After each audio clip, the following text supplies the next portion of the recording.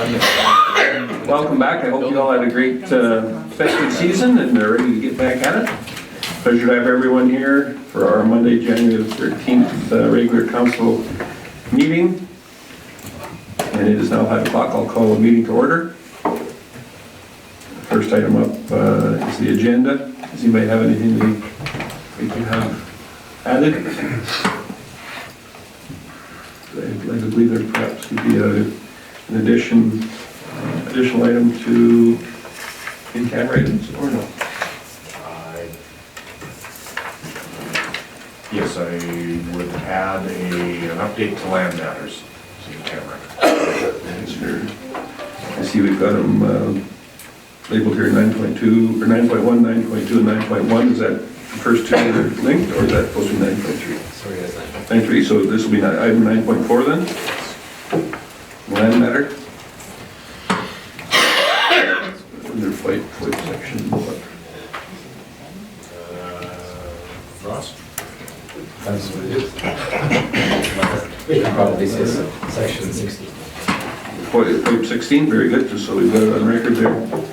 Very good, so 9.4 will be a land covered under point section 16. Anything else?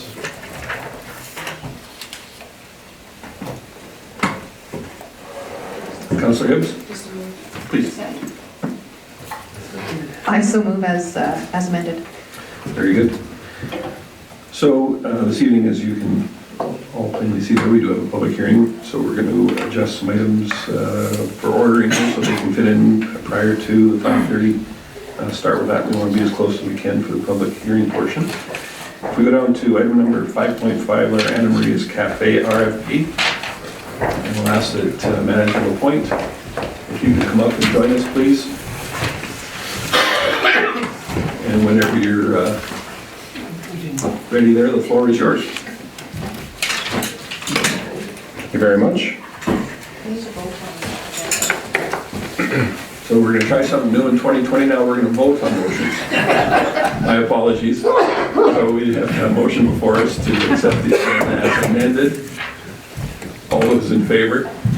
Thank you very much. Appreciate the correction. Exactly. Just chomping at the bit here. Manager will appoint. The floor is yours. Thank you very much. So this evening, council is asked to authorize administration to award the LMC Cafe Kiosk renovation project to Bullseye Contracting for an amount of $125,500. As you know, there is $132,500 included in the 2020 capital budget to renovate the LMC Cafe Kiosk. This renovation is intended to improve the space, its functionality by converting it into a fully self-contained food services outlet. The changes will allow the space to function more efficiently, eliminate the need for operators to access the kitchen area, and make it more attractive to operators both now and into the future. Improvements not only address additional storage space, security, and customer service concerns, but also contain additional equipment, including a double fridge, a sandwich prep area, commercial dishwasher, and a cup sprayer.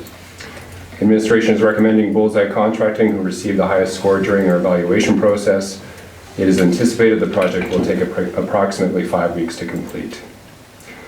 In case you weren't aware, Bullseye was responsible for a few commercial projects council may be familiar with, including the new strategic hearing solution space, the former Good Neighbor Coffee House, and the current renovations to the Lacombe Auto Service Center.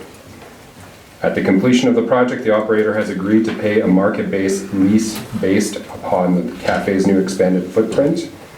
Again, the estimate of $125,500 is within budget parameters and allows for a 5% contingency fund. Administration has asked for the inclusion of an induction countertop grill to be covered by this contingency. And finally, this renovation aligns well with Council's strategic goal, which is 4.34, which advances plans for addressing underperforming city property. With that, I am open to any questions and comments you may have. Thank you. Councillor Ross? Thank you, Mayor Creasy. Off the top of my head, we're currently receiving approximately $300 per month. What would be a fair anticipated lease agreement that would keep this any operator viable? Right? So what would a lease agreement just to look at the long-term payback on this, I realize it's enhancing the facility, but it's the cost of I'm looking at a payback as well. Manager Point? Sure. Again, if we're looking at payback, that may be one thing. If we're looking at fair market lease rate, typically we're in the order of about $20 a square foot. And the space is, I think, approximately 375 square feet. So when we did the math on it, we're looking at somewhere in the order of about $650 a month.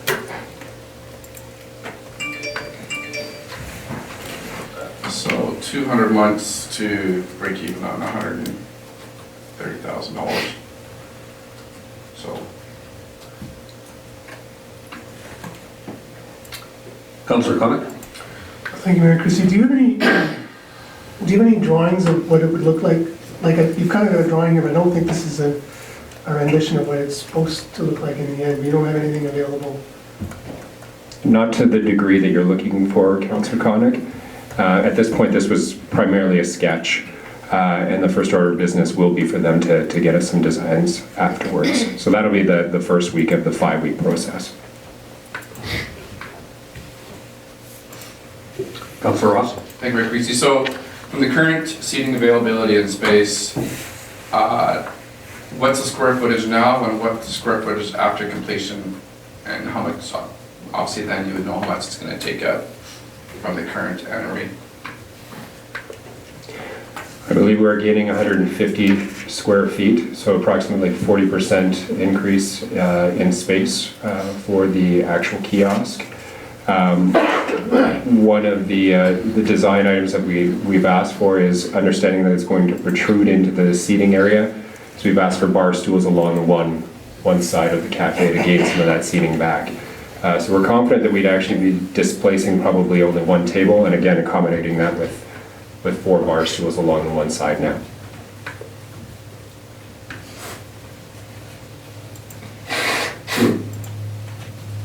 Just so we're clear then, the fair market value is based on the area of the kitchen portion, not on Anne-Marie as a whole. Limited to the kiosk itself, yes. Thank you.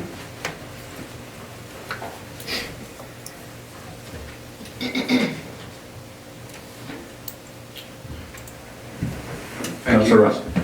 With the current agreement of the amount per month, is what was previous lease agreements that was, I guess obviously several people came in and left. Was the lease agreements too high, or obviously it wasn't viable? I guess what is this going to make any difference to retain a viable tenant with this amount of money? So I think a very good question. From what we had heard before, there was lots of conflict that would happen with the arrangement that we currently have. So again, the operator needed access to the kitchen. If somebody else was using the kitchen, there were issues there. You know, shuttling stuff between the kiosk and the actual kitchen was problematic as well.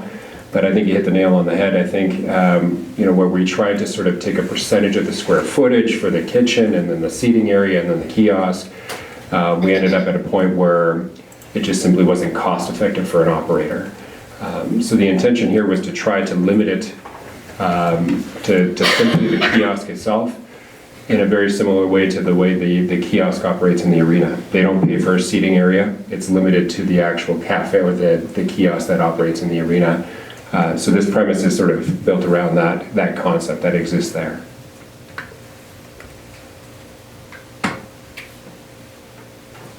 Councillor Hibbs? Thank you, Mayor Creasy. So of course this was discussed during budget time. The money was set aside for this and budgeted for. It is, as was mentioned, under the allotted amount. I would go ahead then and move that council authorize administration to award the contract for the LMC Cafe Kiosk renovation project to Bullseye Contracting for the amount of $125,500. It looks all in order to me. This is a project I think that will, you know, benefit the community. It just makes the facility more usable. So I'm looking forward to it.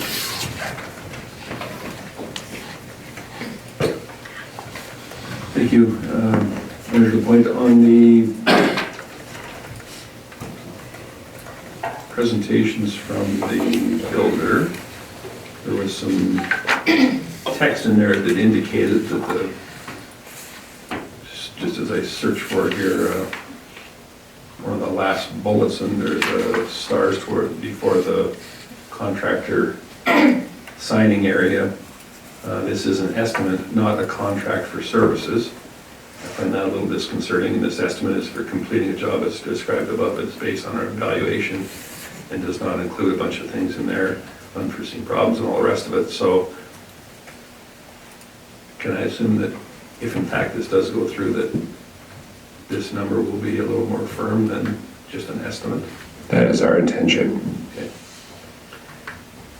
As you may recall, I spoke against this particular endeavor when we were discussing it at budget time, not because I have a problem with the operator there, nor do I have a problem with this particular contractor. That's not the point. This is far beyond regular maintenance, and I just think that it's a difficult thing to endorse for the benefit of an individual business, for the taxpayers to bear that burden. If this was just a matter of maintenance, and some of the items within here are, but the vast majority is not, I think is fair in my opinion. So it's not something I'm prepared to endorse, but in saying that, I have no problem whatsoever with the selection process, nor with the contractor or the operator. So. Councillor Jacobson? Yeah, sorry, I just had actually a question of curiosity regarding GST. Does the city claim input tax credits for GST?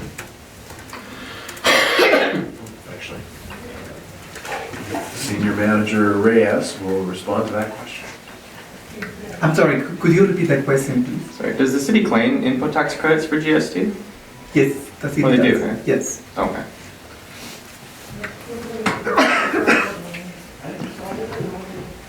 Councillor Gullickson? Thank you, Mayor Creasy. Just one of the issues down at the LMC has been the odor from the existing facility right now. I assume that this is all going to take care of that. We're going to have exhaust fans and so on attached to this with that 125,000. In this situation, we will not have any exhaust fans. It will not address that issue. We would add actually build in the top portion and actually have HVAC tied into it, so it would have raised the price significantly at that point. So to keep costs down, we're working with what we have.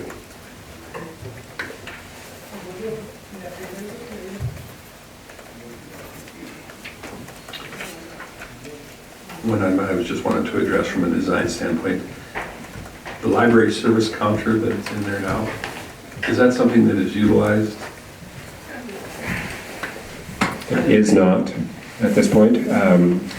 So again, we are working with what we have. Some of the contractors had suggested that we actually wall that in.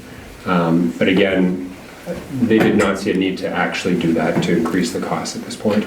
So again, it's not actually used. There's an opportunity it could be used. I see a benefit in us perhaps working with the operator to use that only in that the seating area can be rented out, or if there's a booking in South Centennial, it does cause a problem for the operator, so they could actually serve into the library and still remain open if there was a function in that space. Thank you. Anything else in this item? So just to be clear, if we could have the motion. Councillor Hibbs, it was basically read as was presented there? Okay. So awarded as outlined then? Yep. Very good. Everybody's okay with the motion?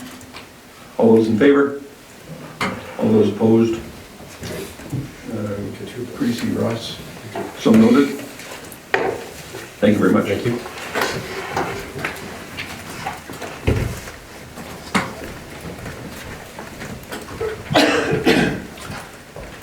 And next up, Manager Reyes, item 5.3, our bylaw 393.3, the utility rate up for first reading. Would you care to take us through that item, please?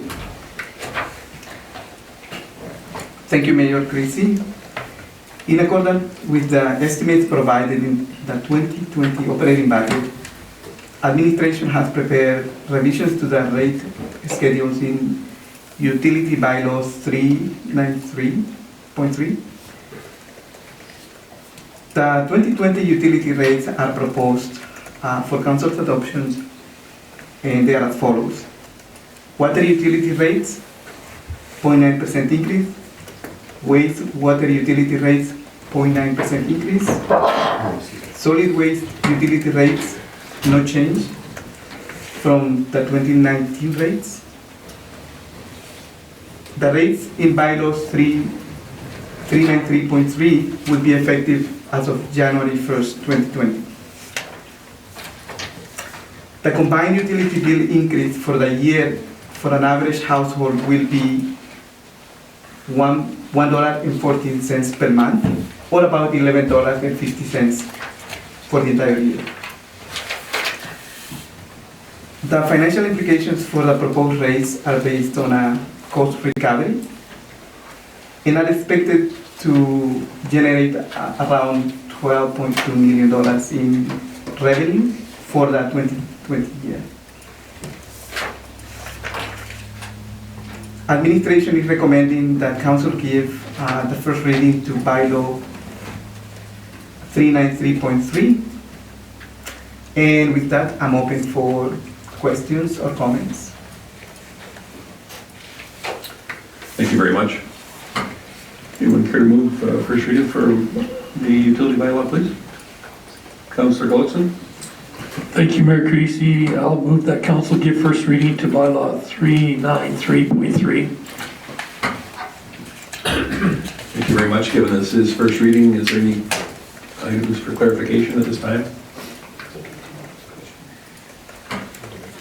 Councillor Ross? Discussion or not? No, this is proposed for first reading. I just foresee a question arising from citizens is with the solid waste utility rates and discontinue of recycling. Some questions that came up is the rates that were charged for recycling, just for clarification, for information for people. When our solid waste review comes ahead, that's like because obviously we discontinued recycling quite a few months ago. There's been questions that have repeatedly come forward as to where did them funds go. Just for information, that's all I'm saying, because you're still going to get that question when utility rates, right? And not saying utility rates and no changes, but just for information. I'd say I disagree with one of that, but we're not debating this item, so any questions, any clarification on this item? Very good. All those in favor? Very good. Thank you.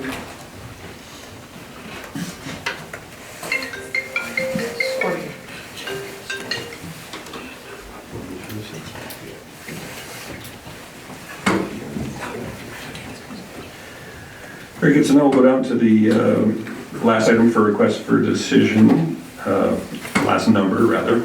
5.6, request for extension of time for 16 Cameron Close. Director Thompson, could you take us through that item, please? Thank you, Mayor, and Happy New Year, Council. Before Council tonight is a request for extension of time for a subdivision application for Cameron Close, the developers of Cameron Close. They have recently completed all the conditions on their subdivision application. However, their application has expired, and we are before Council tonight to request Council's approval to extend that application through to April of this year, under using the current conditions as proposed in the Council's package tonight.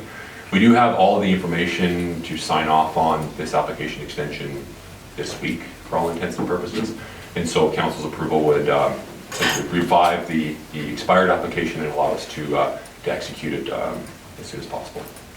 So if there's any questions, Council, certainly we can answer them. Thank you very much. Looks like to me you've got an assistant there. Would you care to introduce him to everyone for us, please? I certainly can. So this is Craig Teal. He is director from Parkland Community Planning Services. His team at Parkland has partnered with ours. We've engaged Parkland Community Planning Services to help us with planning services across the planning and development department. And so this is Craig, and so he'll be presenting tonight on another item as well. So you'll have a chance to hear what he has to say. Wonderful. Welcome aboard, Craig. We appreciate your assistance. Thank you. Councillor Hoekstra? Thanks, Mayor Creasy. Yeah, and Happy New Year to everybody, and sorry I was late. So I just have a question around the renewal versus this has expired. So if I was applying for an extension, I think I would apply on April 20th and think, I need more time, extension. Now it's actually expired and it's new. Why would they not have to, I'm just asking, just go through the whole process and start again? I know that that would be cruel and onerous, but I'm just wanting to know why. Chief Gowdy? In this case, the reason why is because the developer actually did express their desire to extend the contract, and then administration failed to follow through in a timely fashion. So it isn't the fault of the developer in this instance. It was actually something that just fell through the cracks, and so that's why we're here. Councillor Ross? Thank you, Mayor Creasy. Also another question, when you want to go until April 30th, pardon me, that's 2019. Okay, forget it, question. I was thinking, why only until April? Wrong year. My apologies.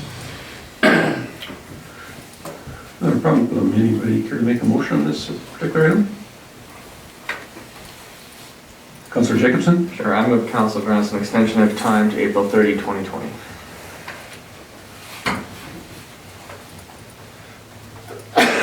Chief Gowdy? Sorry, so I think Councillor Ross's question still bears some answering. Why only to April 30th, 2020? Why not October 30th, Yeah, 2020? in worst case scenario, then is he back here again? Right, so we talked about the same thing, but that's what Director Thompson was trying to point out there, was that really, because of the stage that this development is at, the developer is ready to actually execute this, and so basically the moment council agrees to this extension, tomorrow he can be in and sign this and we're good to go. Okay, I was willing to give more time.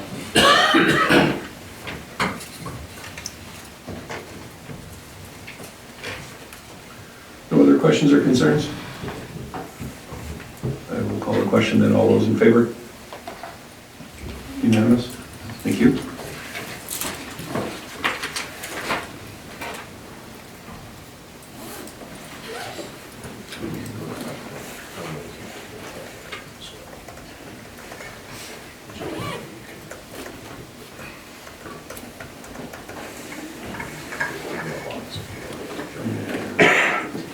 So, given that we do have a couple of items left under request for decision, I think they're going to exceed the allotted time that we have before our 5:30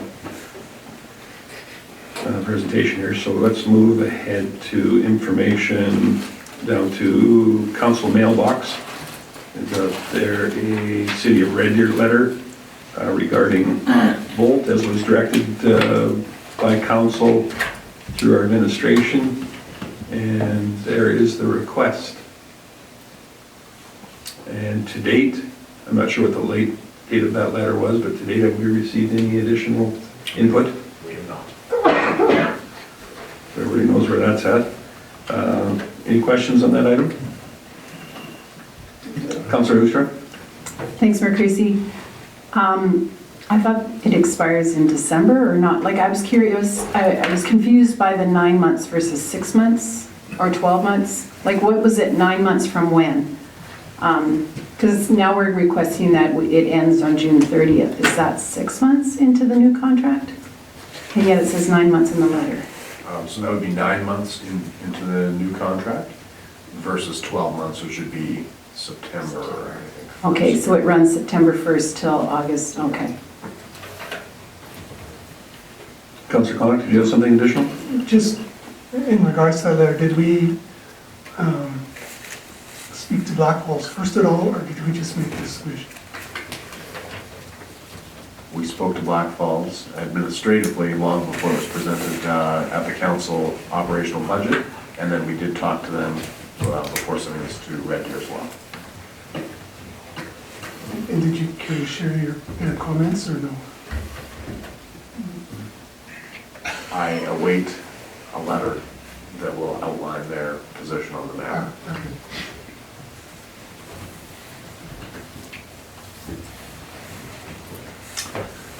The next item up was the Municipal Sustainability Initiative, known as MSI, in municipal circles. The letter around it, is there any questions on that item? If not, then we, for the record there, a letter from our MP, Mr. Blaine Calkins, on the Project of the Year Award, congratulating those involved for the Red Deer Regional Wastewater as being successful and recognized from the Alberta Public Works Association. And then a letter from the Government of Alberta regarding Fire Services Training Program Grant. Director Piché, did you have anything additional on that item? No? Any questions on these as we go through? And then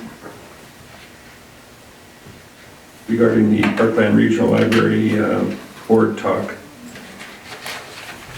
do you have any questions for Councillor Ross on that board? And then there are Lacombe Police Commission minutes from November 21st, December 5th, and December 12th. Does anybody have any questions for our representative, Councillor Connick?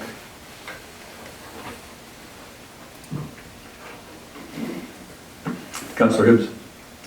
Thank you. I just had a quick question, actually. If we had received a letter from the commission on, I believe it's the last set of minutes, it mentions that they're going to send a letter to council. I'm just wondering if that has been received.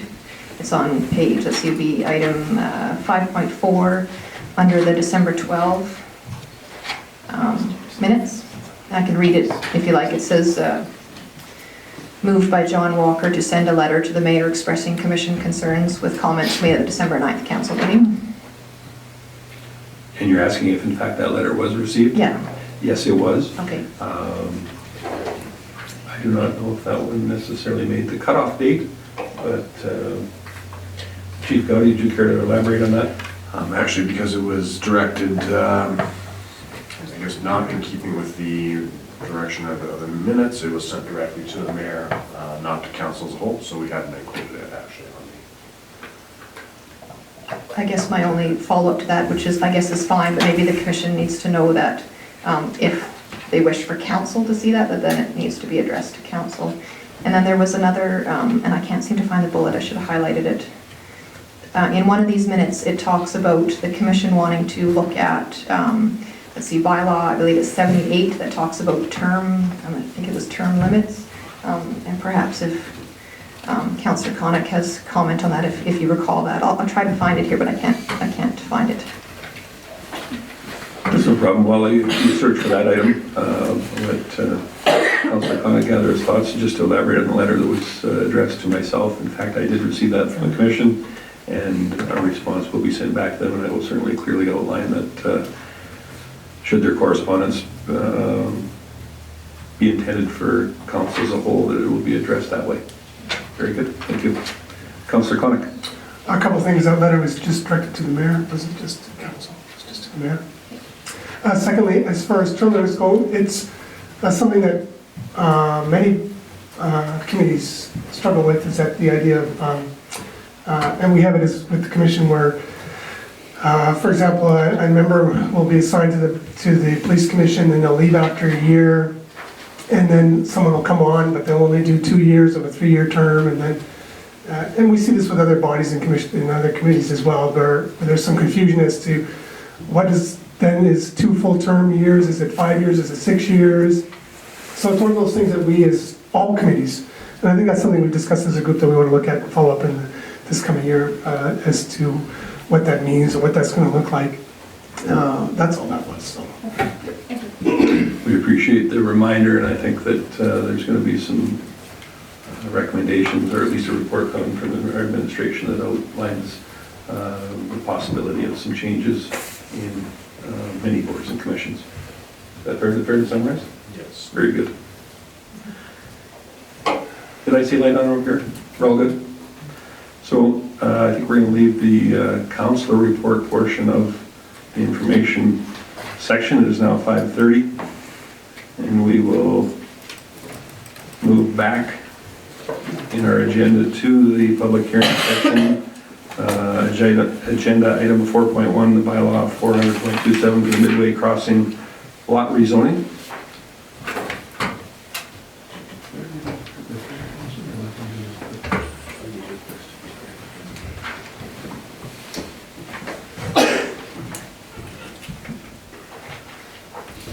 So, as I said, it's 5:30. I declare the statutory public hearing for bylaw 400.27 now open, and that this hearing is held pursuant to sections 7, 8, 230, and 606, and 692 of the MGA 2000 as amended, and request the legislative coordinator to confirm the purpose of this public hearing, and that the statutory public hearing notice was advertised in the local newspaper, and that any written submissions received and not included in the public hearing agenda package are read into the record.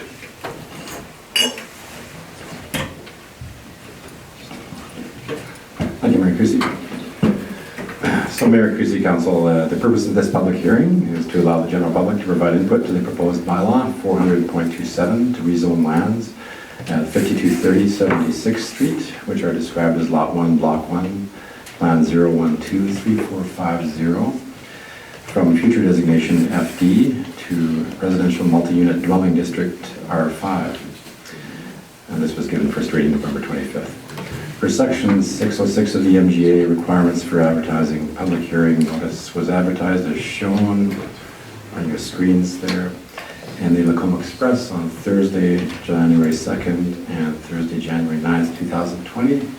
And to my knowledge, there has been no written submissions submitted, so that's correct. So there we have it. Thank you.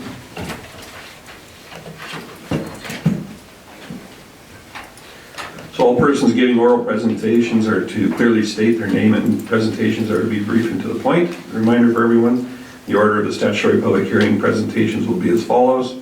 Development Officer designate, in this situation, Director Thompson will... I need Craig Teal tonight. Craig Teal, thank you very much. And then there will be those in favor, and those opposed, and then any person deemed to be affected who wishes to be heard.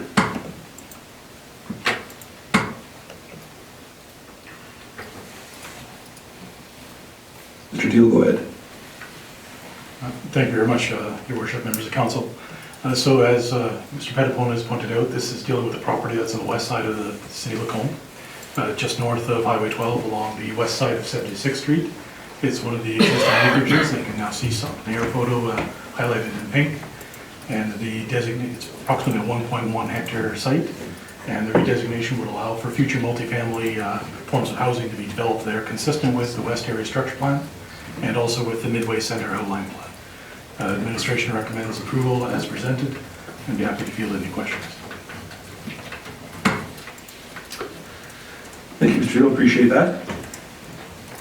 So we have in the gallery today, Mr. Canwell Sandhu. We appreciate you and your colleagues joining us this evening. Certainly, if you would not like an opportunity to speak, you're certainly more than welcome to do so. I will ask that anyone who wishes to speak in favor can do so now. No, we are quite okay with it. Thank you. Very well.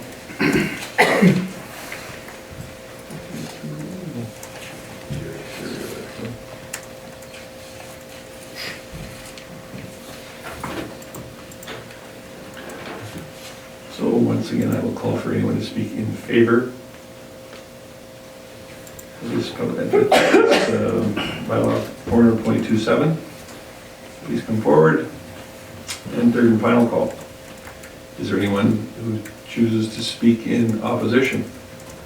I'm expecting an equal amount of input for the opposition portion from the gentlemen that are here with us, but I do have to ask to make everything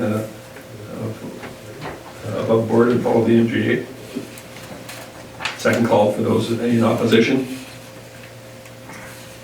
And third and final. Seeing none, I will ask that any person deemed to be affected who wishes to be heard. Second call and final call. So I declare that the public hearing for 100.27 is now closed at 5:35 p.m. Thank you. Director Thompson?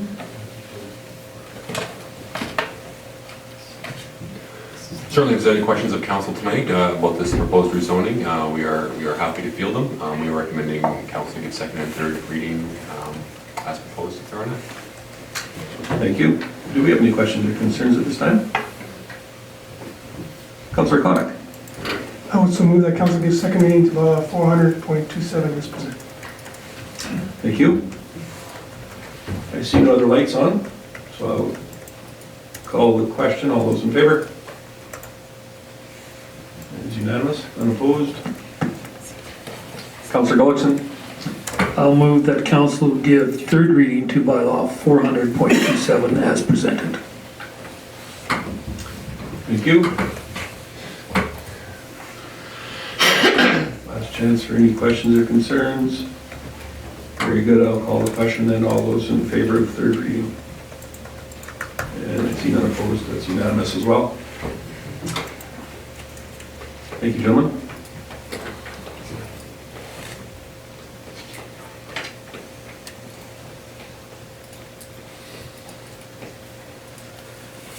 Let me get my things back in order. We're at 5:21. Very good. So after that brief interlude here, we're going to move back into section 5, request for decision, move on to the first numerical item, 5.1, bylaw 400.24, updates. And the presentation that is headed our way. Director Thompson, are you going to be looking at that item? I will be. Yeah. Very good. Go ahead, the floor is yours. Thank you, Mayor Creasy. This item is a continuation of a discussion for probably a better part of a year now regarding amendments to the land use bylaw that ultimately council wanted to see as directed in their strategic plan. And so I guess from a 10,000 foot level, council had previously adopted bylaw 400.23, which represents recommended changes to that bylaw that were, I guess, council did not indicate further debate or discussion was required. The recommendations in this bylaw, 400.24, are the ones that council had previously indicated that they wanted more information or wanted more opportunity to ask some further questions. And so that's what we're going to be doing tonight, is going over a portion of the bylaw tonight. And then there'll be another opportunity to look at another portion of it on February 13th before bringing it back for the public hearing and second and third reading at the end of February. And so for tonight, we'll be looking at 14 proposed amendments regarding the residential areas and the downtown area redevelopment topics within the bylaw. And so I think the format, if council's okay with it, is I will present or I'll talk about each of those items and then give an opportunity for council to ask questions or discuss them. And then at the end of that, either myself or perhaps the CAO or mayor will ask for a like a thumbs up, thumbs down, thumbs sideways indication of whether more information is required or we're satisfied with how it's presented. So if that's okay, we'll move forward with that unless there's any questions or concerns of council with that. Okay. So I'll move into the first item. under residential developments in the report that's on page 3. It's called temporary buildings. And so administration is proposing to allow, make changes to the bylaw to allow for temporary storage buildings to be on a residential lot for a 30-day period if they have been issued a permit. The intent here is to allow for temporary storage of, say, furniture or construction materials on a residential lot while a resident or their contractor is undergoing work on the site. So we would allow that for 30 days. If there's any questions or comments concerning with that? Councillor Ross? Thank you, Mayor Creasy. Does that include, for example, CCANs? That would include CCANs. Thank you. Okay. Let's continue. Okay. So I guess if there's a thumbs up or thumbs down or thumbs sideways on that item, so we have a clear understanding or a clear indication of whether it's staying already. Okay. Thank you. So the next item is regarding enhanced screening. This item is being proposed because we've had instances where infill developments in particular have caused a large lot to be redeveloped and so have either removed or altered landscaping, trees, large fences in the area, and have changed, I guess, the perception of privacy and security on the adjacent properties. And so in those instances, we are proposing that administration be allowed the discretion to require enhanced screening on the redeveloped parcel to try to maintain an equal level of privacy as there was before. So this would be a shall clause that administration uses discretion to enact. I think this particular item will go an awful long ways in easing some tensions that there is in some of these infill items between neighbors when it comes time for change. It can be troublesome, so I think that having that leeway is a very good idea. Councillor Ross? Thank you, Mayor Creasy. So should this be more specific to examples of that? Or like specific trees, vegetation?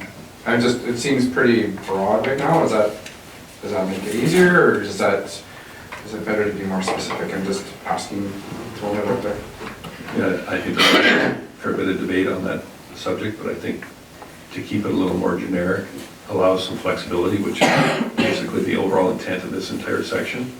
As much as we'd like to have it narrowed down, I think that's perhaps where some of the difficulty comes in getting too specific. There's many factors that go into these items, whether it's fencing, whether it's vegetation, lots of other existing vegetation, that kind of thing.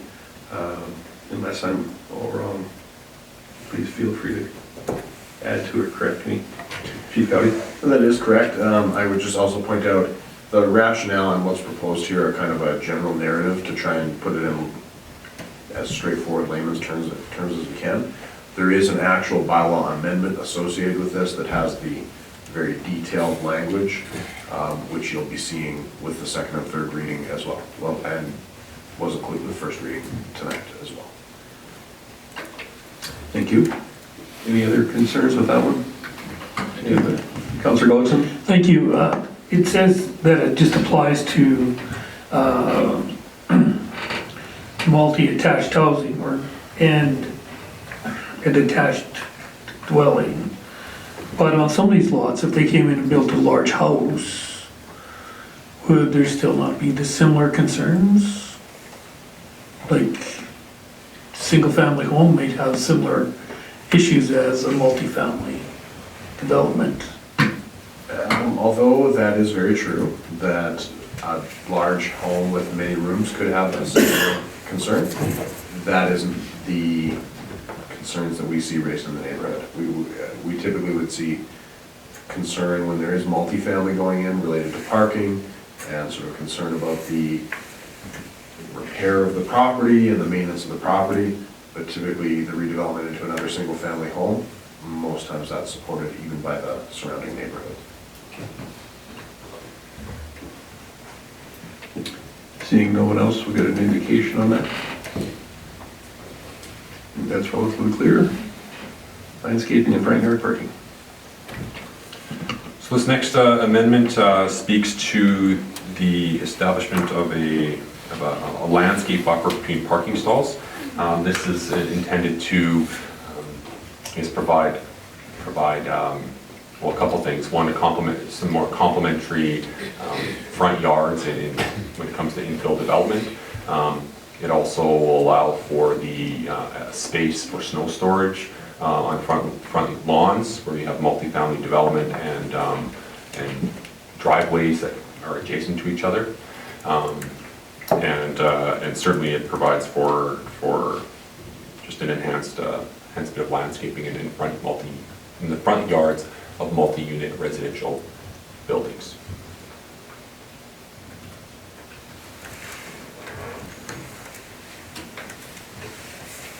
Councillor Evans.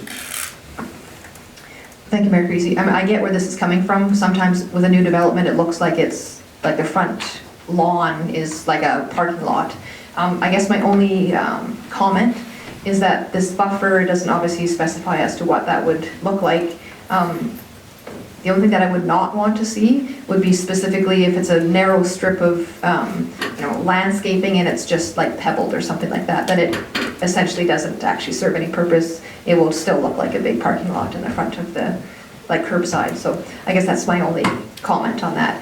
This is, personally, I find a bit of an issue, so I'm glad to see this is addressed. I just want to make sure that that doesn't become the replacement.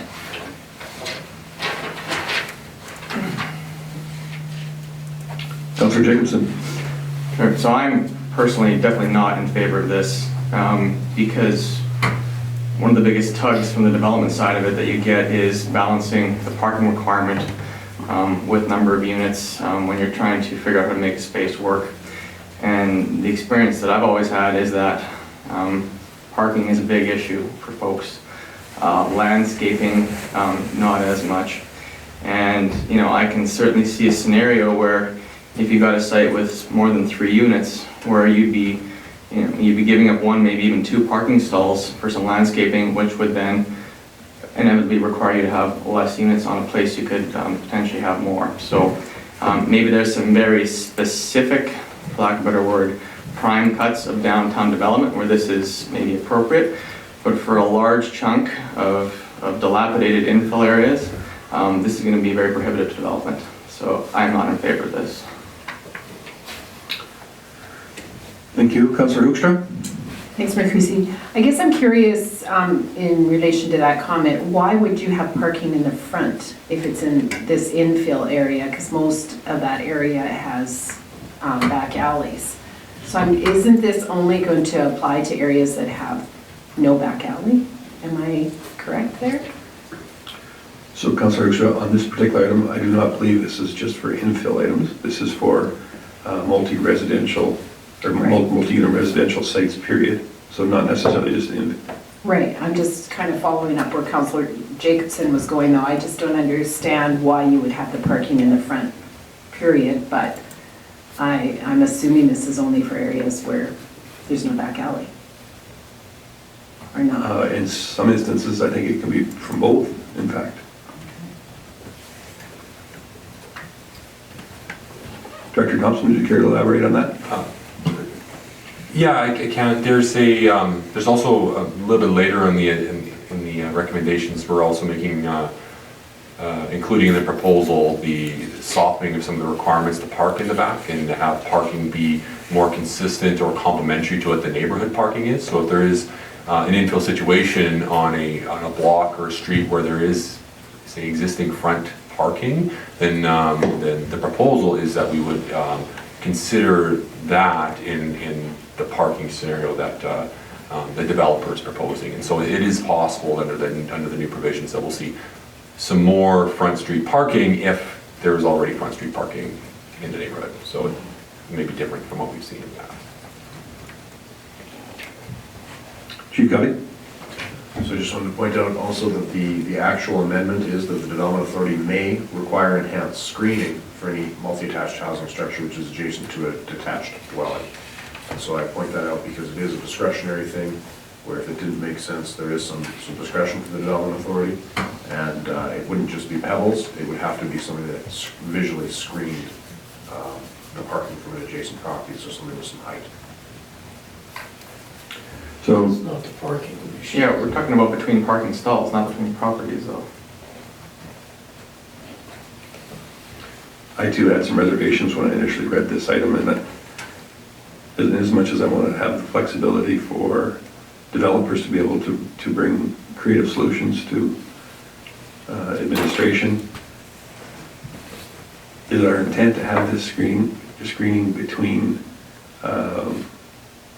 each parking stall, or just the option of some? If there's 3, it might be 2 together and 1 separate, or what's the overall intent?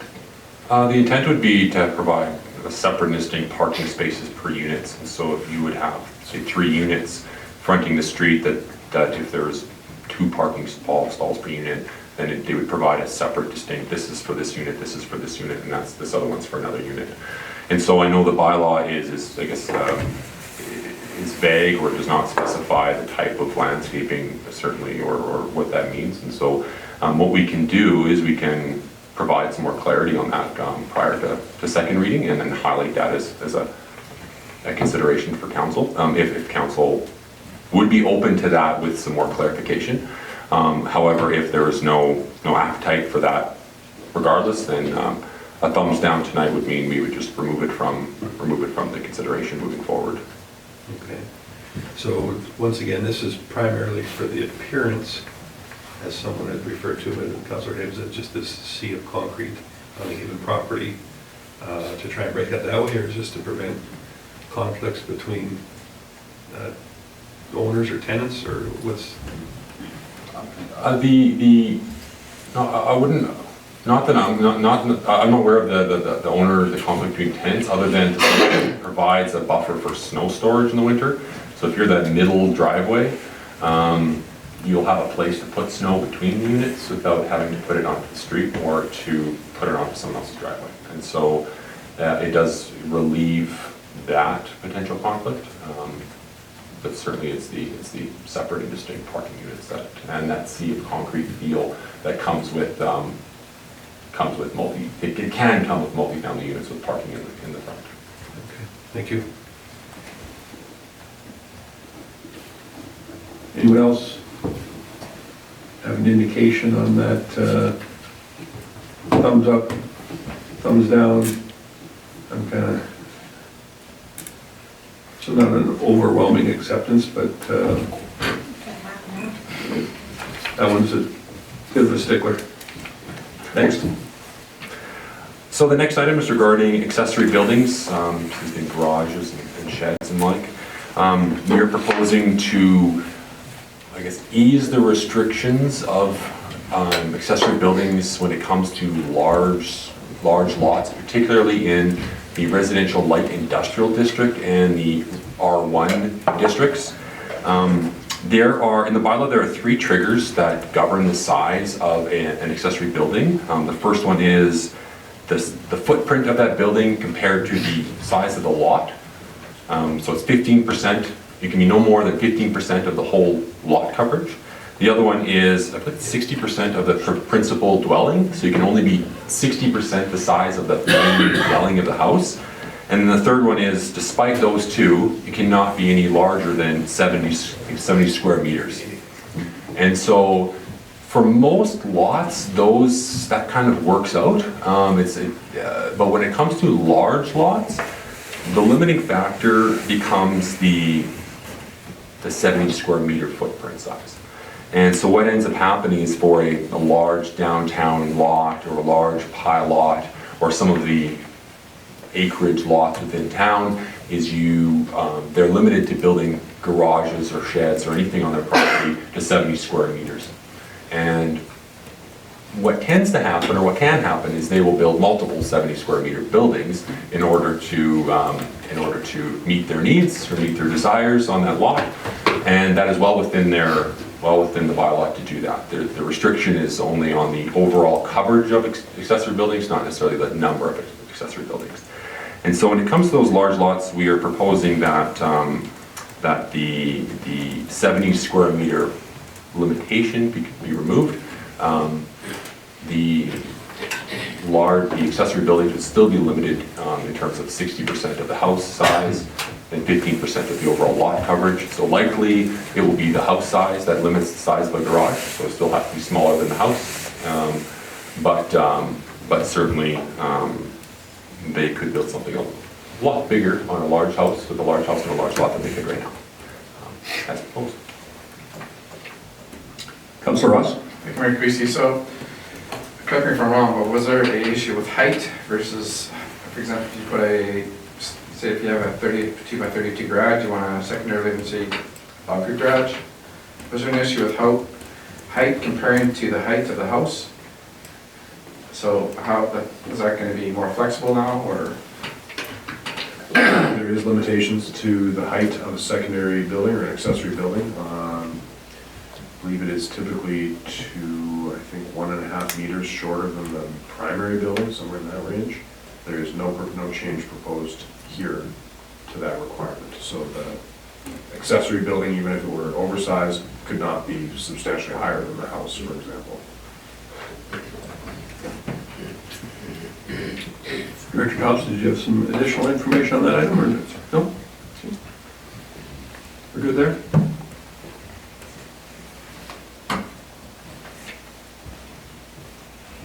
Nothing additional to add, so have an indication. I think we're good to go with that one.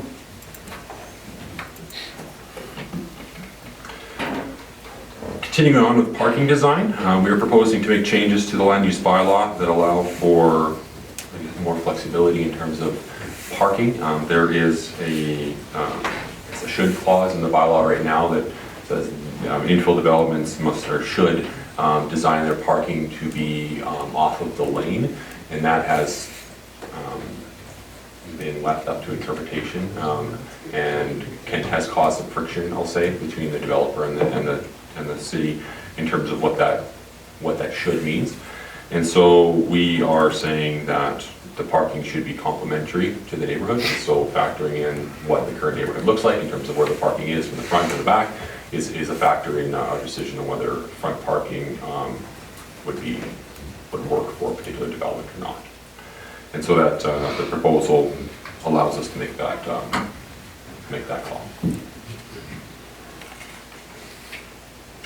Thank you. Councillor Ross? Thank you, Mayor Creasy. So, for example, does a corner lot with the same square footage as a lot, not a corner lot, because of the extra availability of parking being a corner lot, does that increase the opportunity for a developer for more units because of its location? Do you understand what I'm trying to ask? Not per se, I guess. Like, no, all the parking has to be on site. So whether he has availability or access to additional street parking really doesn't make any difference in our evaluation. Having said that, a corner lot does allow different configurations of development. So a savvy developer, I would say, likely could find a way to put more units on a corner lot than an infill lot, because they wouldn't have to provide the same degree of screening, for example, to the two street sides as they would to an existing property. So no, we wouldn't say, well, a corner lot gets more units allowed, but I think the developer could design it such that he was able to get more units on it.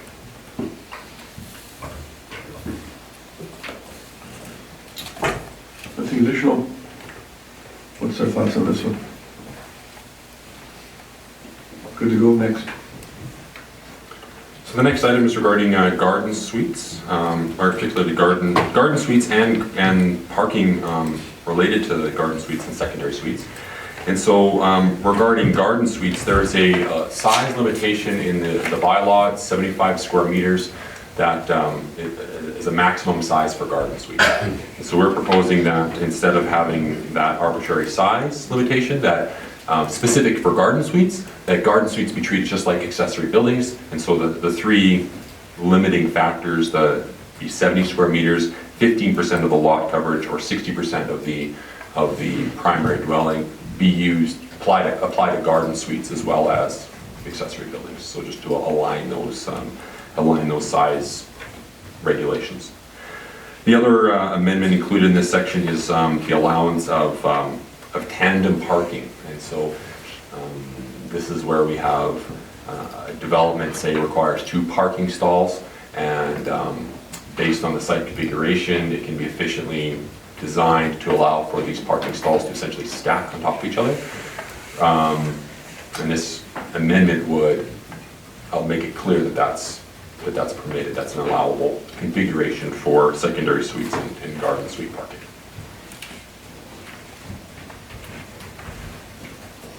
I know from the Municipal Planning Commission's perspective, that will be welcome to have some clarification around that item. Whether or not it will be necessarily well received by some members of the public, I can't be certain, but it'll certainly be welcome from our standpoint. That's been a topic of some difficulty for sure. There's a lot of lights going on here, so what are your thoughts on this item? You go. Next.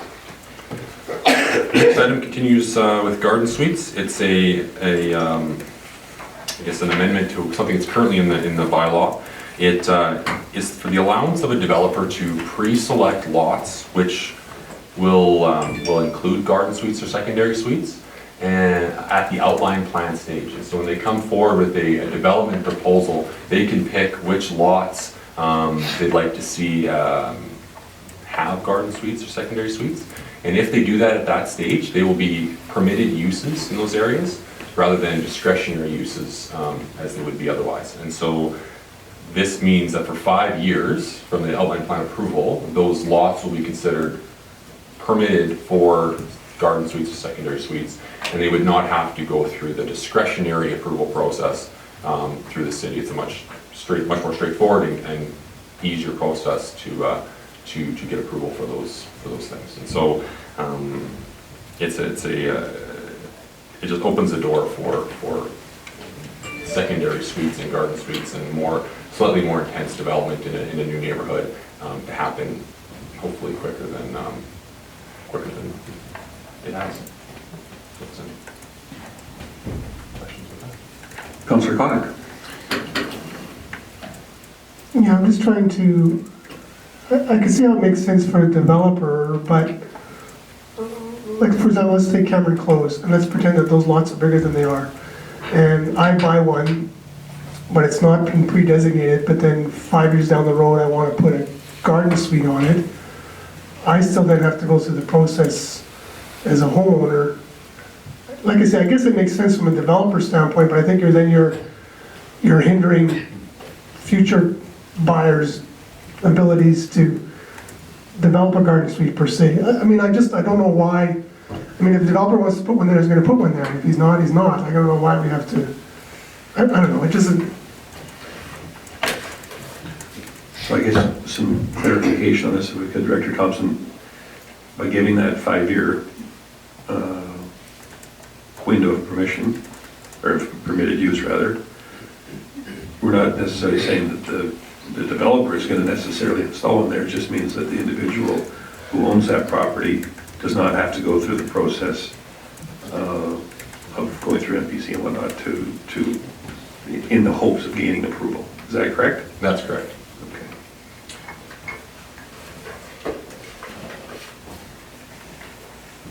Councillor Connick.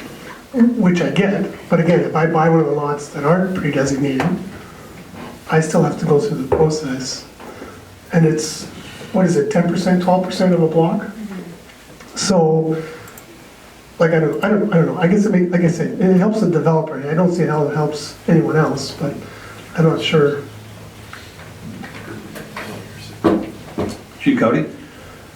So part of the reason is to kind of try to head off any neighborhood concerns, because of course if the outline plan says specifically, this corner lot is going to be pre-approved for a secondary suite, then that's kind of a advance notice to anyone purchasing there that that lot may have a secondary suite.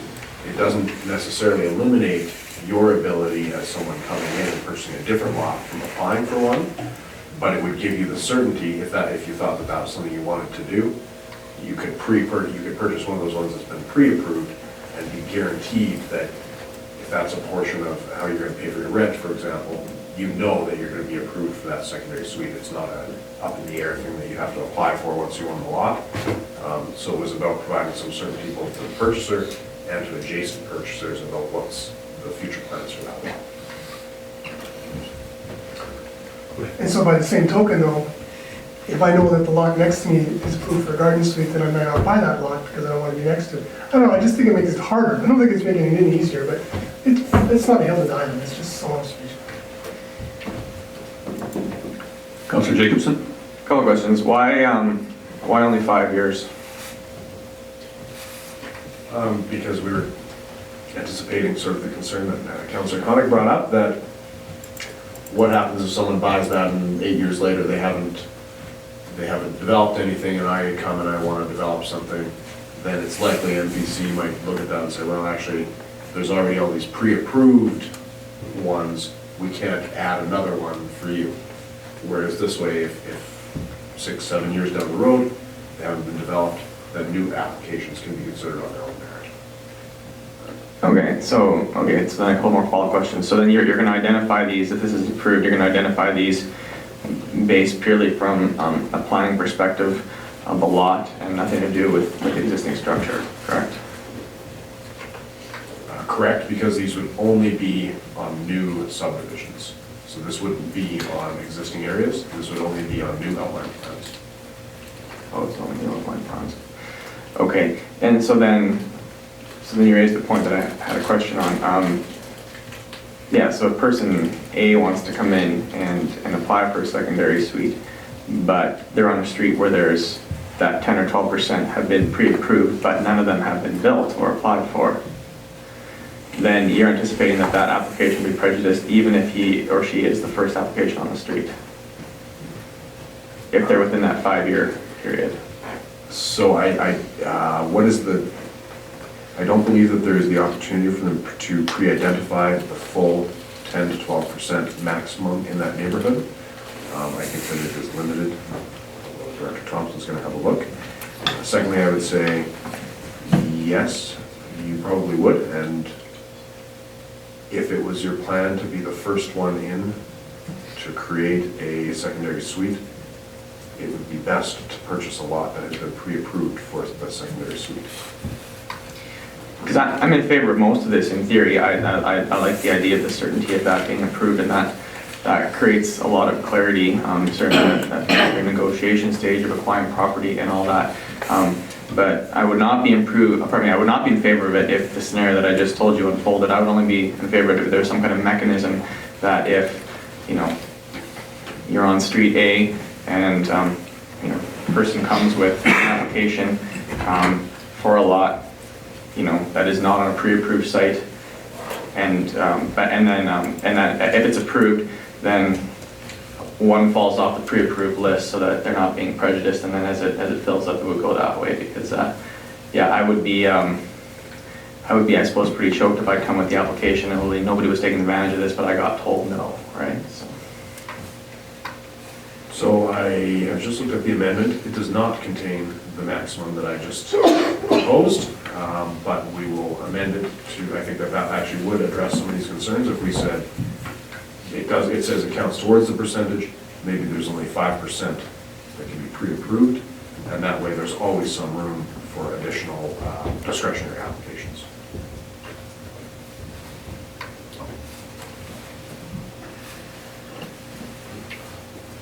Councillor Gluckson? Thank you, Mayor Creasy. I don't mind this in a way because, and Councillor Jacobson might be able to enlighten us on this. Would it not, if there becomes a real market for these lots, would that not add value to those lots that you designate? Yeah, so in my experience working in other subdivisions out of Lacombe where the developer does this on their own, and they pre-designate and say this is what we're doing, this is what we're not, it makes it pretty easy actually, because you just know what's going on. That being said, again, like I said, there's always individual circumstances where, again, something has clearly transpired outside of the planned, economic outcome, And it's, again, my concern was always that, again, in those circumstances, that it wasn't going to be prejudiced, because of this, and that's really what I was getting at. Well, my thought is that, why is there a 5-year limit? It should be permanent. If you paid additional money for that lot based on your, allowed that suite, why wouldn't it be permanent?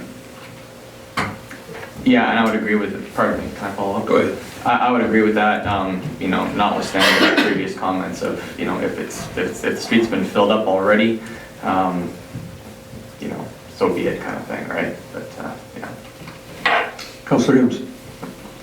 Thank you, Mayor Creasy. So yeah, I would just ask for some clarification, just to understand this completely. Just because a lot has been designated as that's appropriate for a garden suite or a secondary suite, it does not mean that that developer is required to put in one or the other at development. And I guess, I don't know, maybe you can't do that, but I was just wondering why that wouldn't be a consideration. If you're going to go through the trouble of saying this is going to have a secondary suite or a garden suite, then why not say when you develop it that that has to take place, otherwise you lose that designation. Just an idea. I mean, maybe that's highly unusual, but. It's an interesting concept, but I think we'd have a difficulty forcing someone to put in a secondary suite. I didn't see that as being problematic, but anyway, go ahead, Councillor Jacobson. Sorry, so again, following up on this even further, my experience has been when this is established from the get-go, these are very desirable lots to build on, and I think if the goal is to have, sort of, planned secondary suites, from how the city wants these things developed, this is actually good policy. It'll work well. Chief Gotti. So that was kind of our thought with the 5-year, was the incentive to the 5-year limitation, that if you don't construct within 5 years, we had talked about a shorter limit, but we said, well, we could foresee a situation where someone might pay the extra, maybe they're in a situation where they can pay the extra $10,000 or $20,000 for the lot that's been pre-approved, but it might be that they're building a house and it'll be 3 or 4 years before they're actually to the stage of wanting to build that secondary suite, and this still gives them that opportunity to get into the lot, purchase it, and then stage the second construction. Sorry, not to muddy the waters any further, but actually further to Councillor Gullickson's point of permanent designation though, there are actually some types of lots, regardless of their location, that are always going to be great for secondary suite development. Like at the end of a street, right corner, all that kind of thing. And I think it would actually be very useful. It would be a very useful tool for developers to be able to get that kind of designation and say, regardless of anything, whoever buys this lot, it will always be an approved use for secondary suite. They would obviously not be as many as interior lots, but that would be, I think, a very useful thing to consider for adding value for the development community. So this will be interesting to see how it ends up, but I think there needs to be some sort of a time limit simply because after a neighborhood is established, to start, we pick a number, after 20 years, 30 years, whatever it is, to have that designation follow with it, I think is going to create the same type of discontent that there is at times now when we put in higher density living than what people that moved in second, third, fourth time around. That's fine and dandy when you're the original owner and whatnot and know all the rules or know all the designations, but I think there needs to be some sort of a time frame.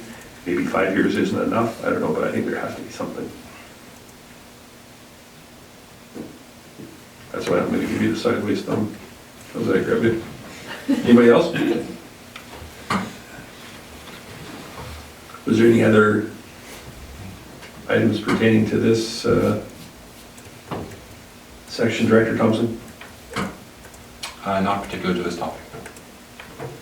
Anyone else? What's your thoughts on this one, everybody? Got a few of us going sideways on you, but overall seems to be in the right direction. That helps.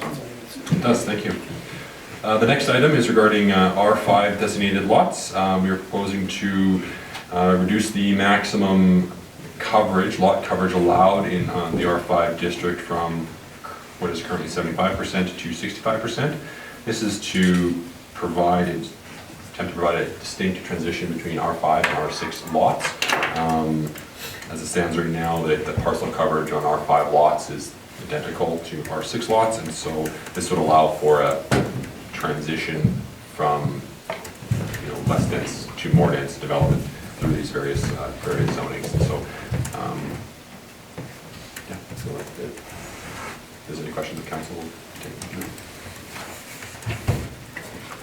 Nobody else is jumping in just yet, so I guess, this seems appropriate enough between the R5, or 4, 5, and 6 to have those increasing percentages, but I'm just wondering, what does that equate to in reality?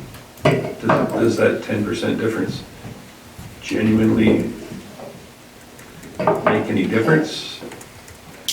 Or is it only in the design of a new area that that's going to have an effect? In theory, in an R6 lot, well, right now you could have 75% of the lot covered. And so, does it make a difference in most lots in Lacombe? I don't believe it would. Because to get the parking required for that kind of coverage, you're looking at underground parking and things like that. And so you're limited from a parking perspective. And so, in reality, it doesn't make a huge difference, but certainly to some developers who may be looking at some pretty intense development, it could. Thank you. Councillor Jacobson? Sure. So I'm definitely not in favor of this because I believe that this is a solution looking for a problem. Because the limiting factor with R5 development is not the coverage, it's the units per hectare, which is not being proposed to be changed here, and the parking. And again, yeah, I can't think of a project in Lacombe where this would be affected. Certainly, I've never done an R5 development with more than 65% lot coverage, but what I can think of is scenarios where there is opportunities for unique, larger buildings that aren't as dense in terms of dwelling units that may perhaps be prejudiced down the road with this. So again, the limiting factor, the 80 dwelling units per hectare, that is different from the R6. That is the limiting factor. And again, as I said, all I think we're doing here is just potentially creating one more little bind down the road to see different sorts of creative development projects. So I'm not in favor of this.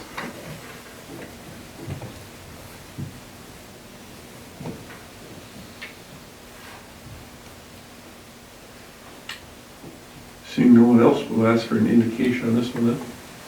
I think this one's a no-go. Next. So now I'll move into the downtown area redevelopment plan amendments. So there are a few here. The first one is the establishment of a new residential district overlay.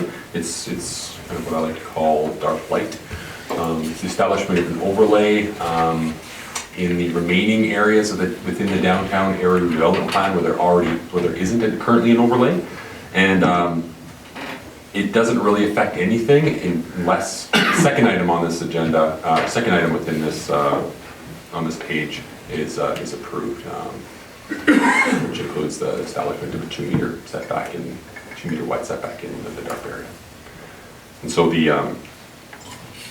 establishment of an overlay in itself is fairly benign, but is required for the second piece on the page. That's any questions? Councillor Ross? Thank you, Mayor Creasy. I may be misunderstanding this. Forgive me for this, but historically there was commercial industrial on the west side of 2A, which there has recently been some businesses built that, for example, the marijuana business that's next to residents, next to, I think there was some lack thereof architectural controls, and is there a need for some of the updates of that area, or am I off tangent on this specific one when we start industrial? Because historically west side of 2A there was where, okay, I'm dating myself, a lot of the industrial part of Lacombe, which hence before going to the east side. So is this where some of this needs updated? Or am I not addressing my question appropriately? Chief Cowdy? So I think you're talking about the character of the highway commercial development, what's the requirements of the highway commercial development. This doesn't actually add any architectural guidelines that we are going to require people to align with. Even if it did, the nature of the building you're talking about there and its use drove a certain functional design for the building owner itself, and security there was paramount. They actually do meet our design guidelines, or sort of the requirements, and so they have things like a fake stone facade and some of those things. They're just not, to some, they're not aesthetically appealing.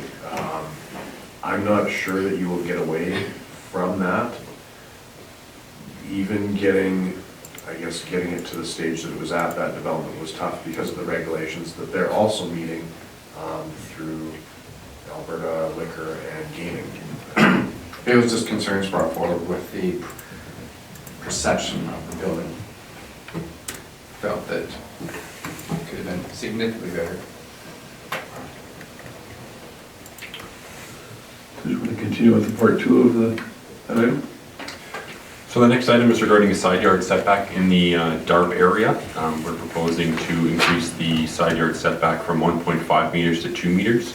The intent here is to, I guess, more closely align new and infill development within the DARP area to, I guess, more traditional densities, especially single-family densities, where you have large lots and the homes were much smaller, and when we see infill development, it tends to maximize the frontage on the lot and to within 1.5 meters of the property line.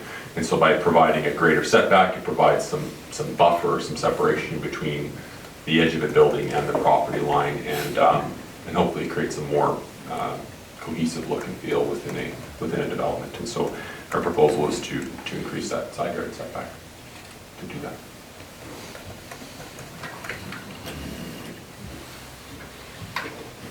Councillor Connick? Thank you, Mayor Creasy. When I was reading this, I know this is related to DARP, but outside of DARP, do we not have a requirement? Like, can we still build, like, new developments outside of the DARP can be 1.5 meters, but they have to meet the HERF requirements, do they not? Or just clarify that for me.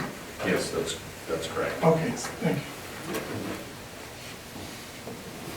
Councillor Jacobson? So just clarification, even at 2 meters, you still need to meet HERF requirements. But I guess I have a little bit of a problem with this because I understand the intent behind it for sure. But there's not a downtown in the world, well, maybe some very specific communities where as you get bigger, you get less dense. And to me, this sort of, I mean, I'm looking at the districts that this is going to affect here, and we're talking about like the main downtown area. So I mean, this is going to push us in a less dense direction. So I mean, I guess I support this concept in maybe more the central residential district, or like those areas, where is it, what's it called exactly? Yeah, the central residential district where we've had rezoning proposals come here that we've turned down because we want to keep those bigger lots and all that. But yeah, the whole idea that we're going to force, especially the downtown district, over time with infill development to become less dense, I guess I don't support that overall concept. So that's my philosophical problem with this. So, well, I take your point under consideration. It doesn't necessarily tackle the intensification, it just gives a larger distance between the buildings. I mean, it's not two different things, really. Well, yeah, I mean, perhaps on a lot-to-lot basis, you might say this is the difference of, half a person or half a unit or something like that. But again, if you look at a whole swath of the district, right, over time, you're talking about the loss of hundreds of housing units, over 25 to 30 period. And again, any downtown core of any municipality or city, any downtown core of any city, it just gets tighter and tighter. So, yeah, I guess, that's my thoughts on that. Councillor Clark. Thank you, Mayor Christie. And while I respect your viewpoint, Councillor Jacobson, I think we have to keep in mind it's the existing homeowners that are, they've been, all these houses have larger side yard setbacks traditionally, and I think we're trying to keep that in mind with new development. I mean, some of these lots are so big, so, you may lose a meter on either side, but you can go longer and deeper and still capture that density you're after. So I think there's a balance there, and this is the balance towards the existing homeowners and landowners who have those larger side yard setbacks and want to maintain that. And I think it's fair in these particular areas that be maintained. Anyone else? What's your thoughts on this one, everyone?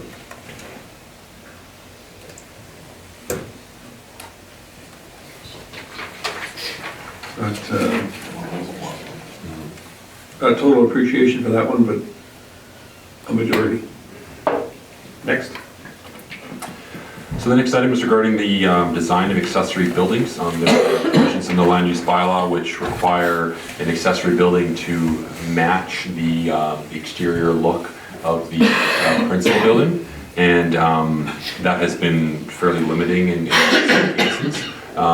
The specific example that is highlighted in the report is where we have an applicant looking at an accessory building, proposing building materials that aren't currently on the building, but the applicant intends to put on their principal building, and that has been quite limiting in terms of their ability to do that from an approval point of view from the city. And so what we want to do is allow for the Planning and Development Department to approve applications that are use complementary materials rather than identical materials.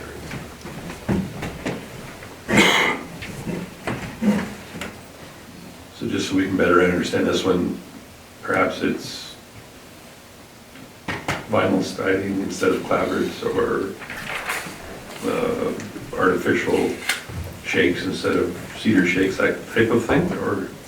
Yeah, for instance, if someone were to have cedar shakes on the principal building, but they put asphalt shakes on their garage or on their shed, that they're planning on redoing their shakes on the principal building, or to asphalt, and this would allow us to take that into consideration in our approval. Or if they were to have a blue garage or a slightly different color garage from their current building, it would allow us to make it to approve something that is complementary but not identical, or not the same materials and colors and look and feel as the principal building. No lights? Oh, what's your thoughts on this one? Good to go? Okay, so the next section is regarding the landscaping requirements in residential properties within the downtown area redevelopment plan. We are proposing to align the landscaping requirements in the dark area with the landscaping requirements elsewhere in the city. So that being I don't recall off the top of my head, really a number of trees and bushes that are required for residential properties throughout the city, and it is a higher requirement for the dark, within the dark area.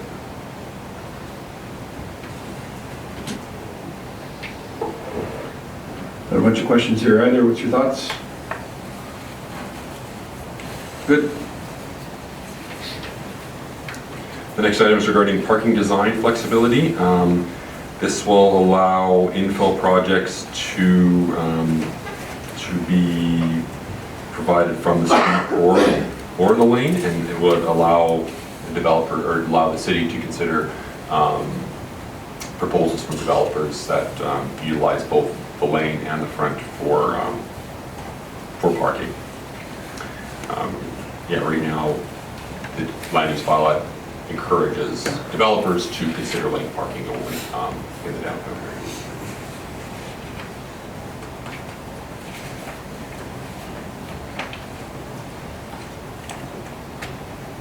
Councilor Hibbs, anything on this one from MPC standpoint? No, you're good? Council, what's your thoughts?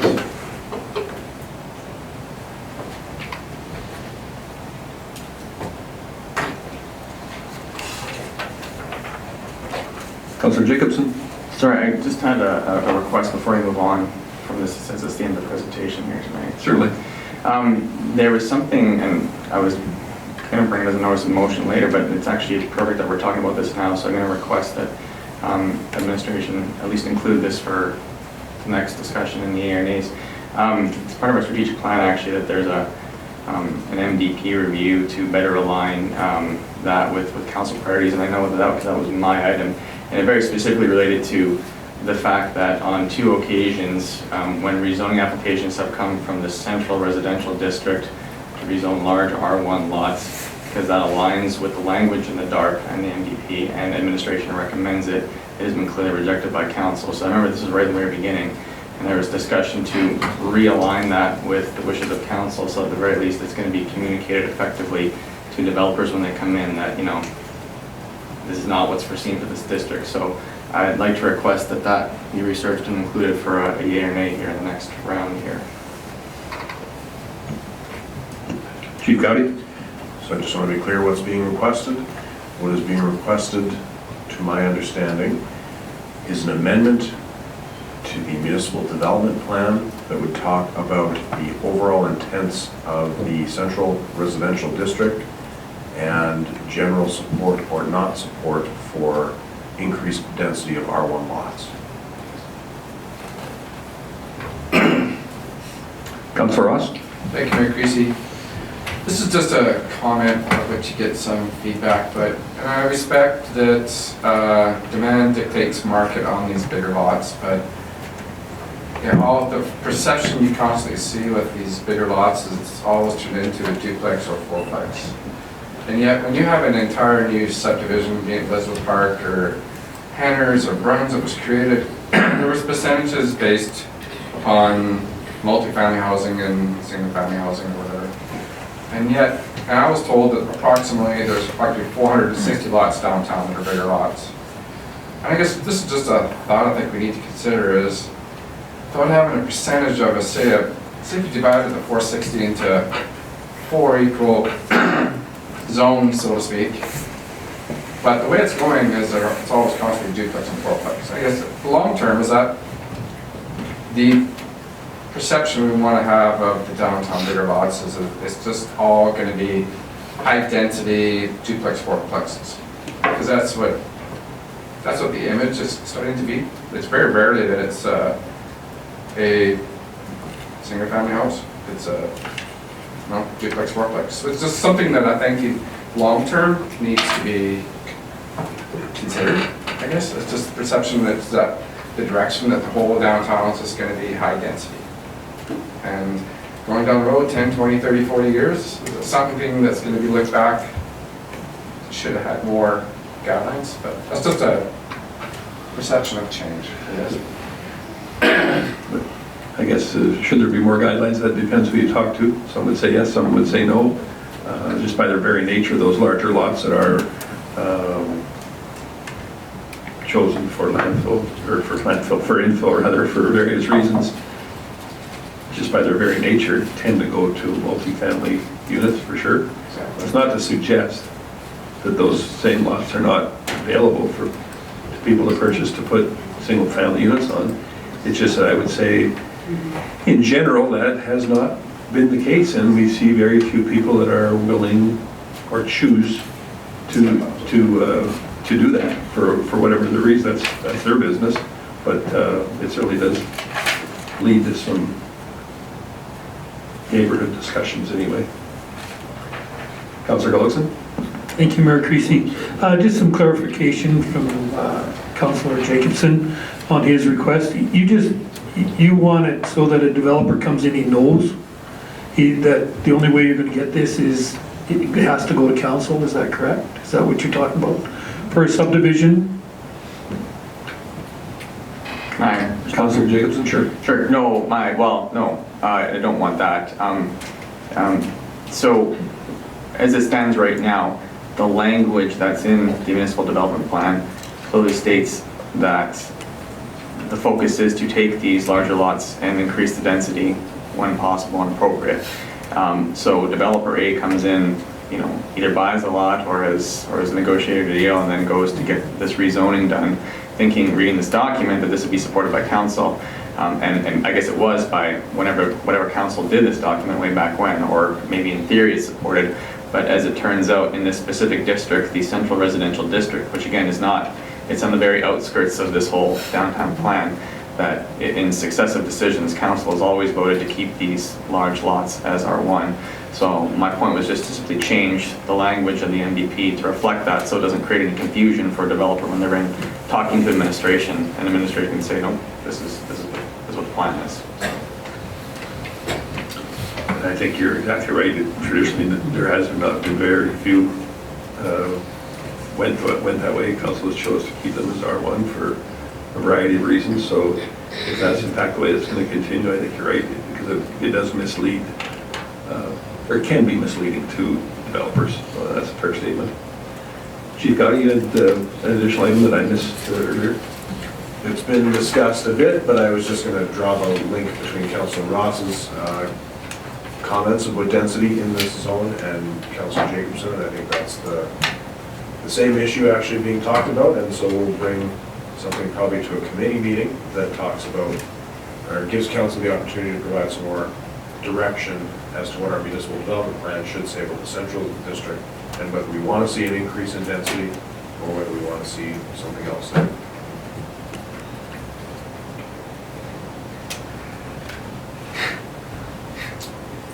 Anything additional before we wrap this item up, Director Thompson? Nothing in terms of content, just thank you, Council, for your feedback. We will be bringing this back on February 10th and we'll continue discussing the proposed amendments with the commercial and industrial area, as well as the open house feedback from the resident public. So thank you very much. Thank you very much. So we will move down the agenda to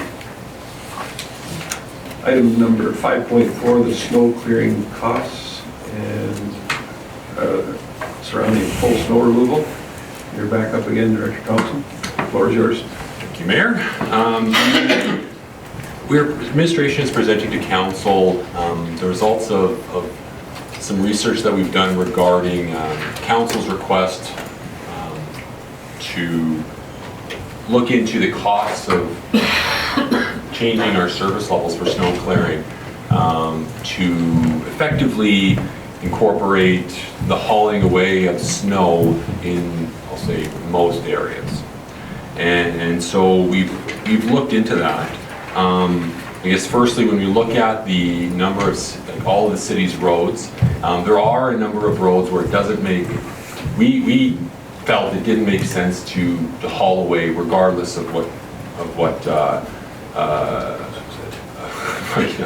regardless of what the intent of what council was trying to say. And those include areas like Maple Drive, the North End of Sini Trail, the outskirts of the city on Highway 12, where there is sufficient ditch and green space adjacent to the road, where windrowing that into the middle and plowing that away just didn't align with the intent I think that council had with approving this motion. And so if that is out of line, then please let me know and we'll have to revise our estimates, but certainly that is the basis of a lot of these estimates moving forward within this report. And so when we've looked at the cost of improving that, basically it comes down to, based on a couple different cost estimates that we've done, it would result in a need for an additional $74,000 in operating budget for the roads department, primarily to hire contracted forces to supplement the city's efforts for snow clearing, meaning trucking, and in some cases loaders and whatnot in different areas. And so when we look at the actual costs for that, it comes to about $74,000 additional.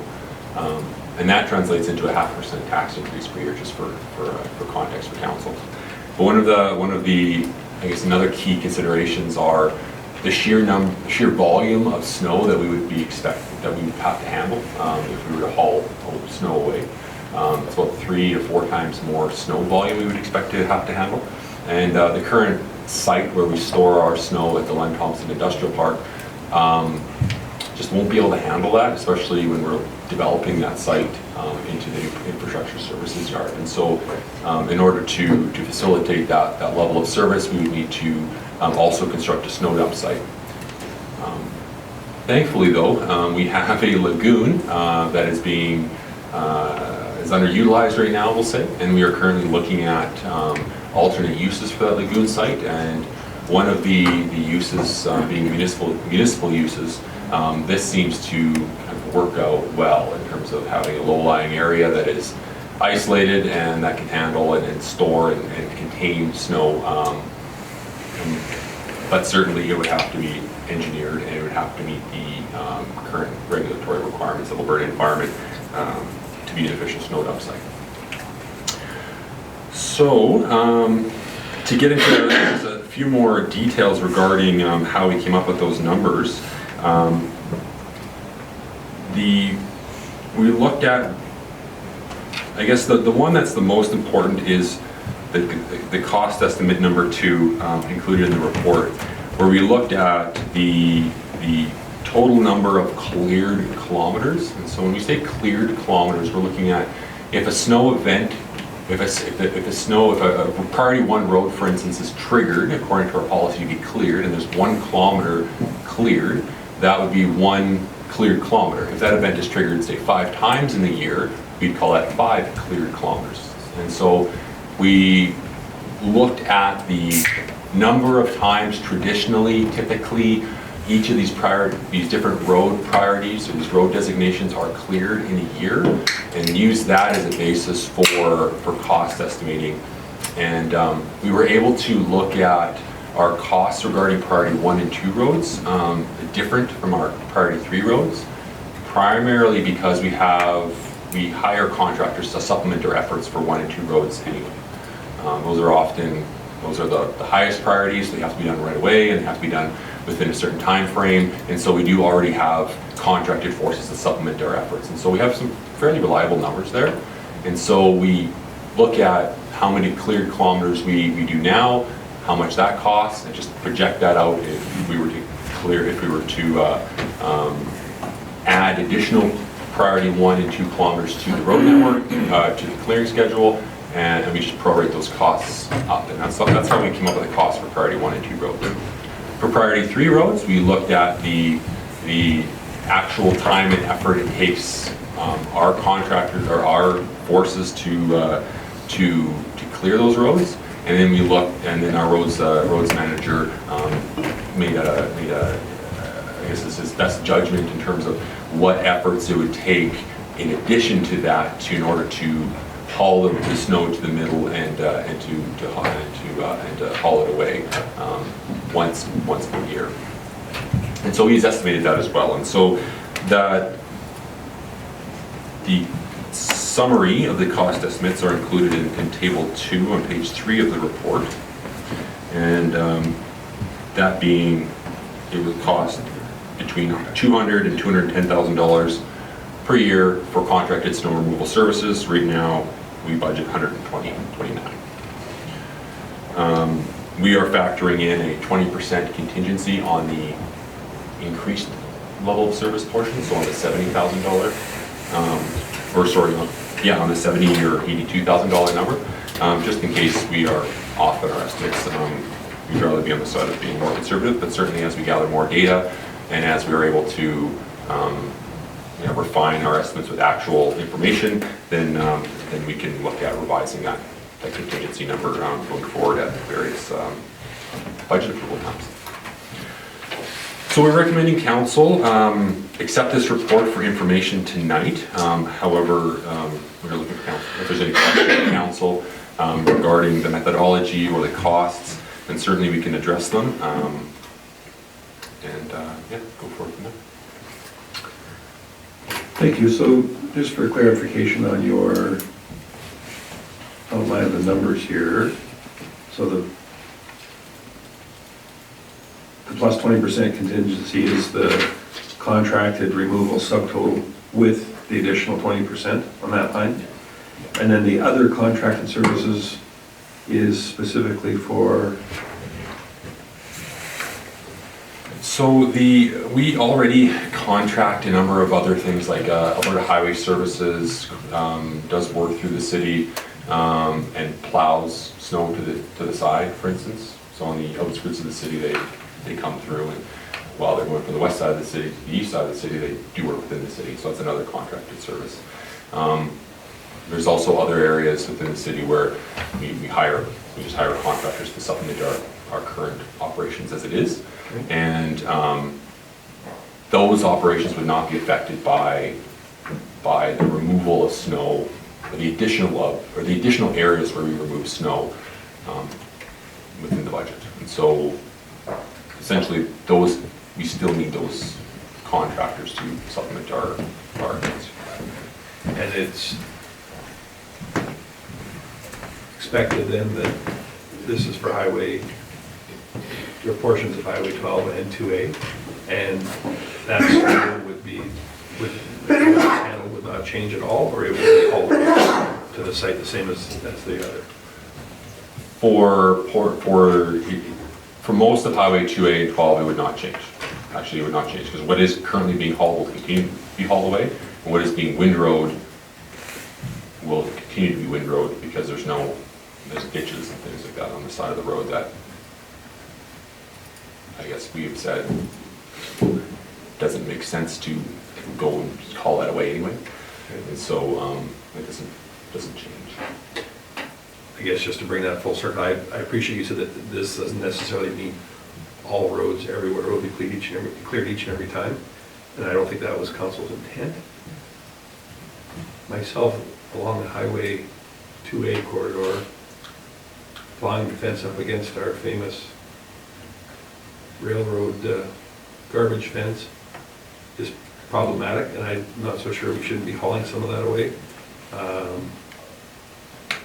All of the complaints that we hear about, not just from people's yard, but landscaping areas and whatnot in general, is they get covered in sand and pebbles from snow time. So I guess that's one area where I happen to disagree that in fact we should be considering some removal. Maybe not for the entire length of Highway 2A, but certainly in the more congested area closer to the intersection of the two. I believe, to correct myself, there's an additional 1.2 kilometers of priority 1 road that is included in these numbers, and I believe it is for Highway 2A. Okay, very good. I will stop there then. Councilor Jacobson. Yeah, this is a question a little confusing. How is it that there's currently unremoved or unwindrowed priority 1 roads as it exists right now? Wouldn't you think by definition all priority 1s get before you move on to priority 2? Again, I'm sure I'm missing something, so can you just explain? So for instance, on Highway 12, for instance, priority 1 sections, there's ditches on the north and south side of Highway 12, and so that snow is windrowed into the ditches rather than hauled away, not like put into a windrow pile and then snow blower loaded up into a truck and takes off site. So we have said that the snow that is being currently windrowed on priority 1 roads, so it's still being triggered, like there's still triggers that are occurring consistent with the rest of the priority 1 roads. It's just the methodology of clearing is to windrow it to the side rather than putting the snow to the middle and then hauling it away on a truck. And so it's the priority 1 identifies the timing of the clearing, but not necessarily the methodology used. And so there are priority 1 roads that have use the clearing methodology or windrowing methodology, and there's the priority 1 roads that use the removal methodology, which involves hauling it off site. And okay, so then to be clear, then when you in this chart here, table 1, when you talk about additional removal, that's additional removal of kilometers of road that are currently being windrowed. Correct. Yes. And that would be the same for priority 2. Correct. All clear now? Mm-hmm. Very good. Councillor Hoekstra. Thanks, Mayor Creasy. Just a couple, well, I guess maybe only one point, but first of all, thank you for putting all these kilometers into a chart. I think that any citizen who's looking at this would be quite surprised how many kilometers it is. But this cost, the table 2, when we are looking at method 1 and method 2, and then potentially $210,000 is the cost. This does not take into account, though, the need to have another dump, like another place to put the snow dump.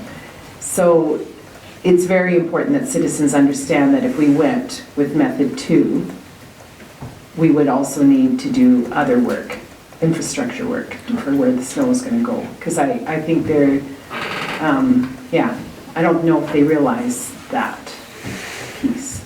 But thank you. You're correct. Councillor Ross. Thank you, Mayor Creasy. So, Well, just one moment, I'm sorry. Had some information on this last item from our Chief Gotti. mark yourself up. So the complicating factor, just to your question, Councillor Hoekstra, is that the need for a snow dump is actually somewhat there whether or not we do this extra wind run. We've been deficient in terms of Alberta Environment and Parks recommendations for a snow dump design for some number of years. And so regardless of whether or not we move ahead with additional removal, there is a need for the city to look at construction of a proper snow dump that meets those recommendations. And we've been looking at that as part of our reclamation of the lagoon project. So in one way, yes, it's an extra $500,000 to also accommodate this, but in another way, we kind of need to spend that money anyway. Just, I guess, for your information, $500,000, you could think of about $50,000 a year of, if you were to borrow that money. So, or sorry, no, $25,000, I'm sorry. So that would be an addition to the operational funds you're seeing here. Councillor Ross. Thank you, Mayor Creasy. I guess I kind of question the snow dump, because here we are on industrial land that melts, it goes into Wolf Creek. How is the upper supposed to be environmental standards? So you had to kind of like, if you just dumped into lagoon, would the sun evaporate the salt that's in the snow over time?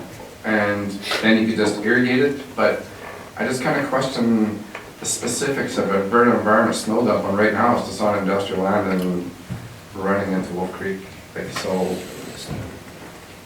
or do we not meet standards now? Or if the current one meets standards, why would it be so hard not to have several snow dumps to save on freight and trucking and less time? So there is no current one, and it does not meet standards, is the short answer. We don't actually use a lot of salt on our roads, so that's not as much of a concern. Alberta Environment does require you to attenuate the meltwater and provide some filtration, but that can be quite easily done with the existing lagoons, and that's why they're an ideal structure for it, actually. Councillor Gibbs. Thank you, Mayor Creasy. Just bear with me, I have a number of relatively easy questions, but a number of them. So just for clarification, should we decide to upgrade in our service level of snow removal, that would not require any additional equipment to be purchased on behalf of the city then? It would just be dealt with primarily through additional contract work, is that correct? Yes, that's how we've estimated it. The use of the snow blower would be is more heavily used, and so at this time we're not thinking we'll need a second one, but certainly with its increased hours, we have to look at how it's holding up over time. But right now, no, we're not anticipating any new purchases. Okay, because that was my second question then, is additional wear, of course, because if there is any equipment, and even in the case of just the snow blower, that is, an additional cost, because that would be a significant service change. We're not we're not talking about increasing 5%, where this is a exponentially larger. I guess another question would be the time to clear, like in a change in practice, would that affect the amount of time that it takes to clear, especially obviously priority 1 and priority 2, would there be any effect on that? So the estimates that we've made, the intent of those is to adhere to the current timelines outlined in the policy. So we use that as a baseline and worked our estimates up from that. We're not thinking we need to, obviously if we said we had more time or there's different triggers, and that would change our estimates. Okay, just because I make the assumption, maybe it's incorrect, but I make the assumption that snow blowing would take longer. It just seems to me that that would be the case, but maybe I'm incorrect in that. And then I guess my final question is as to like why we're even talking about this. I know that council had asked for this information, but I guess what is the main purpose behind actually removing the snow versus, you know, what it is that we're doing currently? So, because I think that that's a major part of this conversation, and I think to be able to justify the cost, we need to be able to say why we're doing it. It's not just a matter of aesthetics or something like that. Like it has to have a practical purpose. So I guess I'd like that to be explained a little bit more in detail.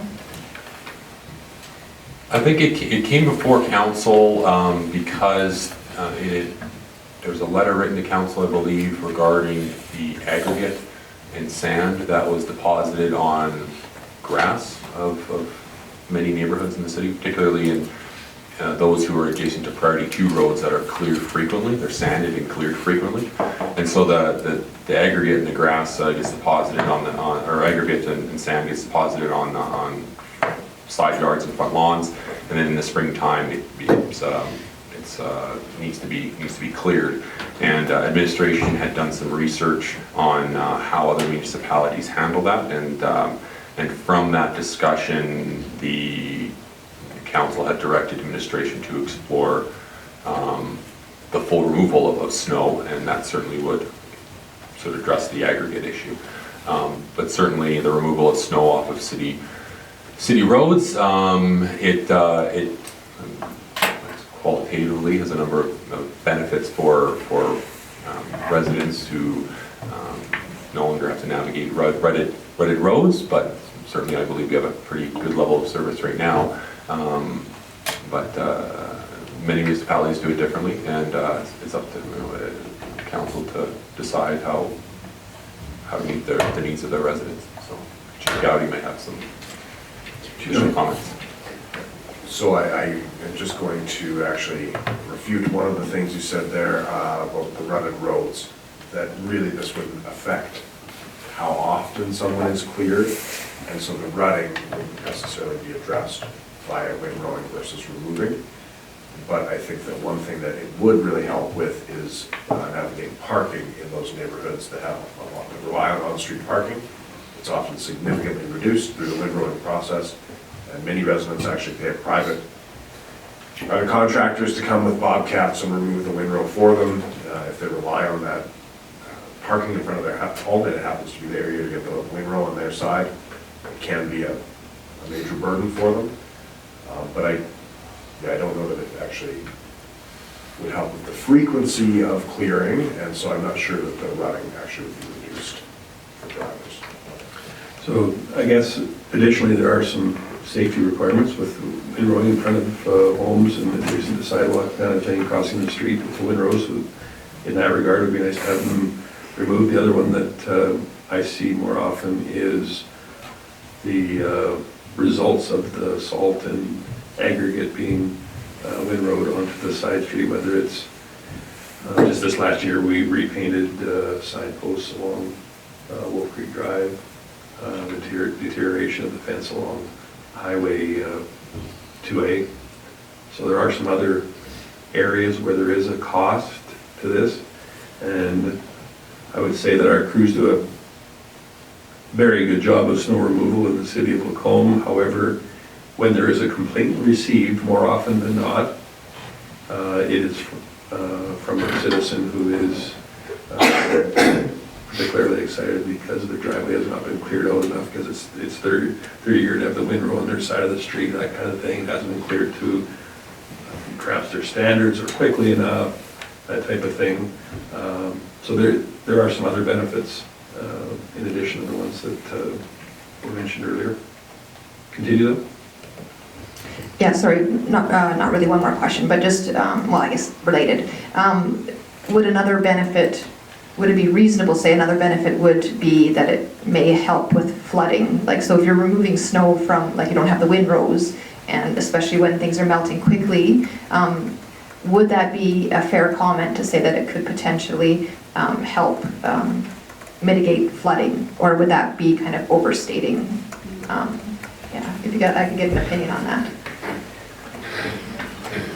I know the crews, they're mindful of catch basins and how the spring melts, and kind of learned over the years in which areas they need to be more mindful of than others. But certainly the windrows do melt differently and freeze the gutter in certain neighborhoods, especially where it's more flat than others.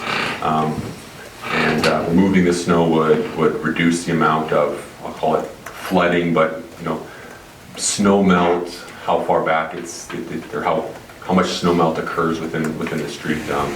And so I guess it depends on your definition of flooding, but certainly it would almost all but eliminate any kind of snow backups within a neighborhood, save freezing issues within a catch basin itself. Thank you. Councillor Connick? Thank you, Mayor Creasy. My only comment is that I'm experiencing a bit of deja vu here, in that in my time on council, this always seems to come up once per term. There's always a new council, and this seems to come up that people want to see this policy change. At the end of the day, we're a winter city. I agree that we do a pretty good job as it is. There's always going to be those that, for example, on my particular street, I'm a priority 3. And if the windrow comes, it might come, it might not, depends on how much snow we get. Invariably, it's on my side. And yeah, it's annoying to have the salt and the aggregate on my lawn and blah, blah, blah. But again, I'm one of these, if it ain't broke, why are we trying to fix it? I think we do a pretty good job, aside from that little stretch that the mayor alluded to on 2A, where maybe we need to do a little bit better at hauling it away there. At the end of the day, you're never going to get anybody happy. There's always going to be, even if we went to full-scale snow, 100% removal, you're still going to have somebody that says that you're not doing enough. So I don't know. I just think it's a lot of extra money to spend when we do a pretty good job already. And invariably, like I said, I've seen this now. It's probably the 3rd or 4th time I've seen this, because it comes up every 2 or 3 years, and people want to see it a little bit better. But to me, we do a pretty good job already. Thank you. An item of clarification, Director Thompson, there's the time to clear when these calculations and whatnot were made to come up with these numbers, given that the majority of this increase is for contracted services, primarily trucking. Was that balanced with the savings that there are, or the time savings that there are in the summer, as far as sweeping those areas affected by the aggregate and the updating and whatnot of that infrastructure that suffers because of that snow being there, or snow and associated aggregate? Yeah, it's a good point. We have not reflected savings in the summertime here. I'd say mainly because we don't contract that service. We do that sweeping in-house anyway, and we have a street sweeper. And so it would be, I guess, less use of that street sweeper as it exists today. But certainly, I guess, see, I've got to use some additional comment. No, I mean, and that's fair enough. I wasn't expecting an out there question, but I guess that's worth considering anyway, because it's still time and effort put in to a service, whether we have the contract or not. And that leads me to my follow-up question with the contracted services. Is that primarily due to the time frame that we have as with respect to clearing certain roads within a given time period? If we increase it slightly, could we reduce the contracted services substantially, or is it something we're going to need in any event? I guess I would just like some indication there so we can get a better understanding of why those services are needed. Is it just pure capacity always, or is it in order to meet that time frame of removal that we have self-imposed, basically? Mm-hmm. And if so, on what roads? Is this residential streets? Is this primaries? Is this what is it? I would say that that's a good question. That's a conversation I would have to have with the roads manager, better understands kind of the day-to-day needs to meet this.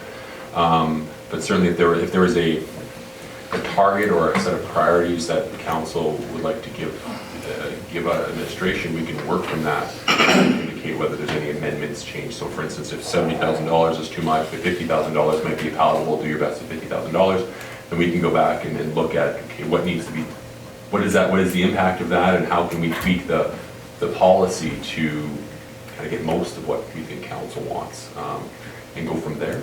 So I guess I don't have an answer for you tonight, but certainly we can do some work on that if we got some additional direction from council. And certainly fair enough, and I don't expect that my views are a lot different than most, and that we would all love for it to be free. We expect there's going to be some costs involved, but it's just to get a bit of an idea of what those contracted services are for, given that is the substantial increase here. Where's the breaking point there? Is it because of the time frame? Is it just a pure capacity thing? What is it that's generating that? Definitely, the time frame has a big impact. To clear within 24 hours, that's a big trigger. So extending those time frames and allowing for a longer period of time before snow can be removed, that allows our own crews to, allows us to use our own forces over time. But I would say that we would still rely on contracted forces. It takes us 16 days, I think we have in the report, 16 days to clear, operational days to clear priority 3 roads typically. And so it would require a significant change from current policy in order for the city forces to be providing the city, all of the removal services within those areas. And I know that wasn't your intent, but certainly it does have a big impact on the cost, the timing, yeah. Okay, fair enough. Chief Gowdy? I think part of it is also the amount of trucks that the city has. Right now, our removal operations rely on our trucks to haul from the snow blower, and there's a lot of downtime where the snow blower is waiting for those trucks to make the return trip. So having additional trucks just for the hauling would significantly help you. That's what most of the cost is for. I just wanted to address, you had asked, would some of the costs be balanced out by savings such as no longer doing the sweeping?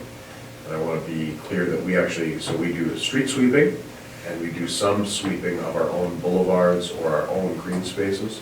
We do not right now go and do sweeping on private property where aggregate has been deposited, simply because we don't have well, I was going to say because we don't have the equipment, but there's also an aspect of the liability to damaging people's property. So mostly it is a capacity issue. I don't think that it's necessarily an issue about meeting the time frames, because right now we're actually typically well ahead of the time frames identified in the snow clearing policy, which allow up to 72 hours, for example, for priority 1 roads to be cleared.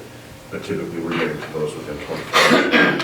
So this budget was developed to maintain the existing standard that the community has come to expect, not necessarily sliding to the absolute maximum that's allowed for the priority 1, priority 2, and priority 3 roads. Thank you.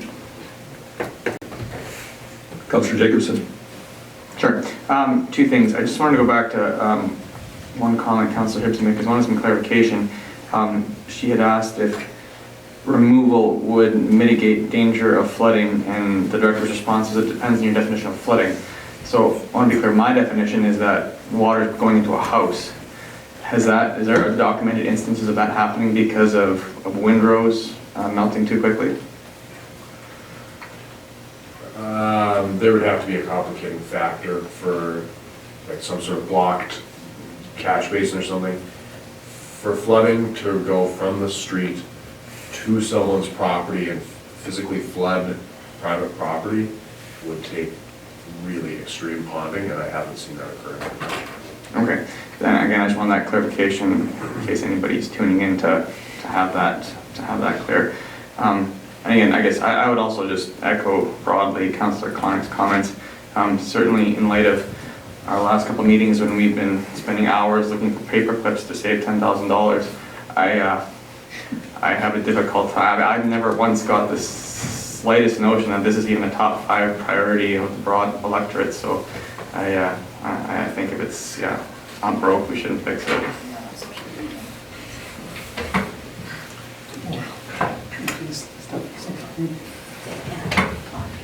Anything additional? Councillor Ross. Thank you. I'd like to make a motion to receive this as information. I think that, what was the motion? Thank you. All those in favor? Thank you.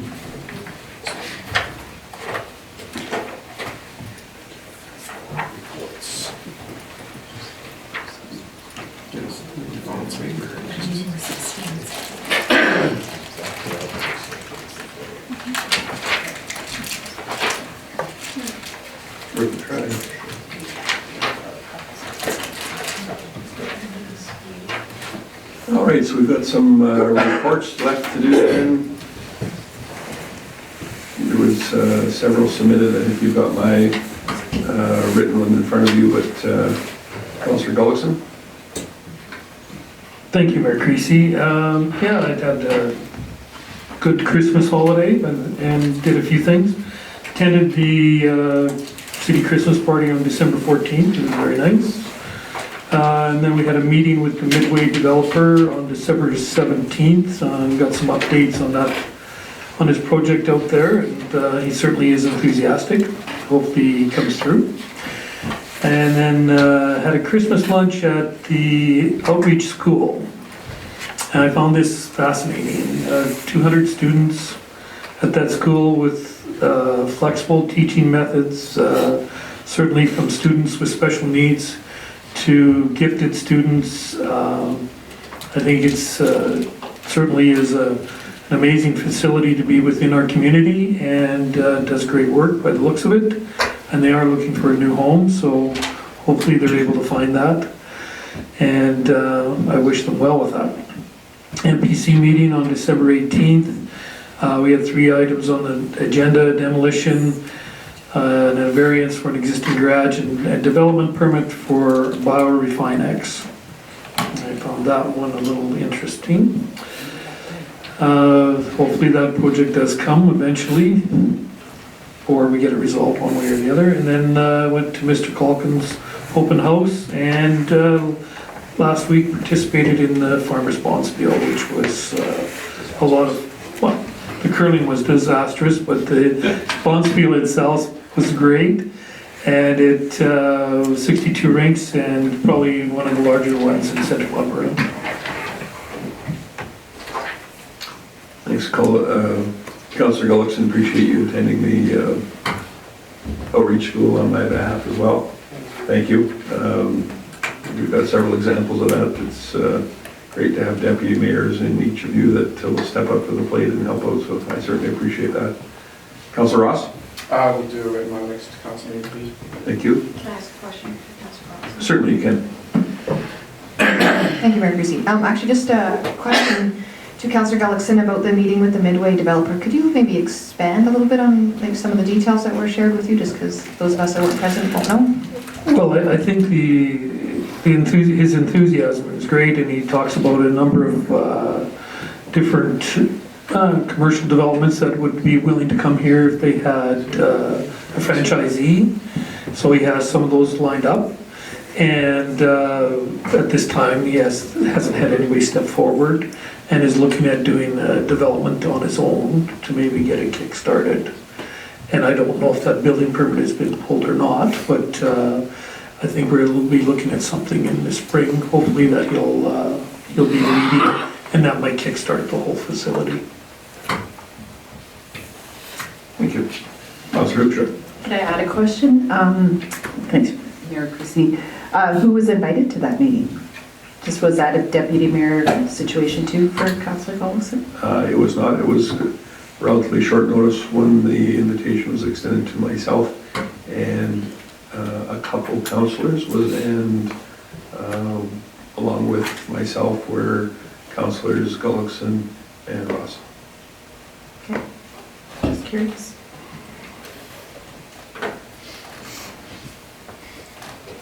And did you have a report as well? Sorry.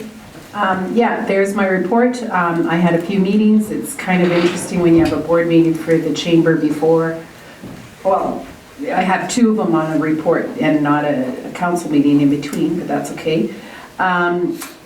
We had a Christmas party for the chamber, and we are, of course, talking a little bit about the proposal that they are looking at before and after Christmas. I went to an airport meeting on December 20th because I hadn't been there for a while due to work, and super interesting just to see what they're all doing there. Highlighting the community Christmas dinner. Thank you to the mayor for being there. And then just to draw your attention to the dates of the Passport to Christmas, that it tracks over $4 million worth of purchases in Macomb is quite amazing from the chamber. It is the highest, for sure. And then the trade show is April 24th to 25th. We tend to have some involvement there, so I wanted you to note those dates. Any questions? Thank you. Councillor Jacobson. I fortunately did not have any council engagements between last council meeting and today, so I will have more next meeting. Councillor Hibbs.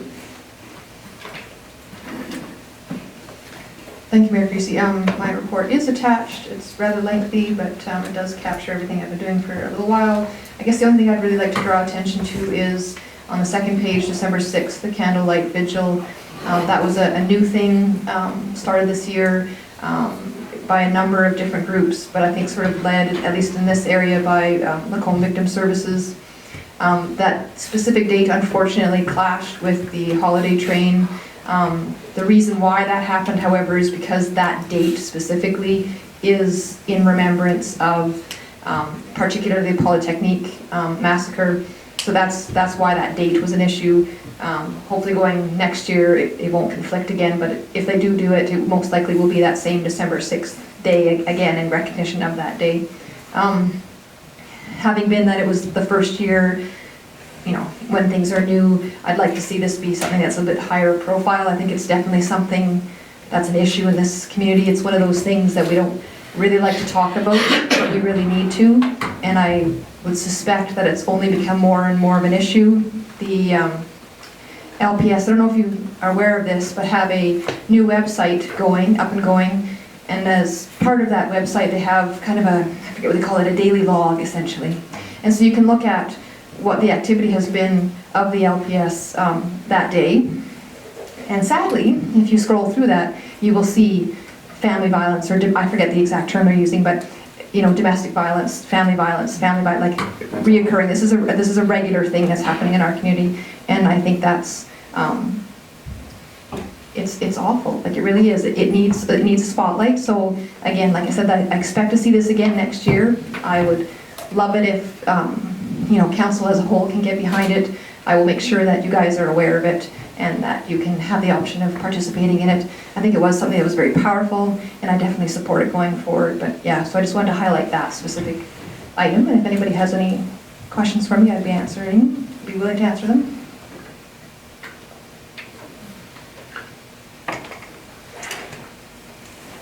You do have a question or no? Not a question, just one more comment.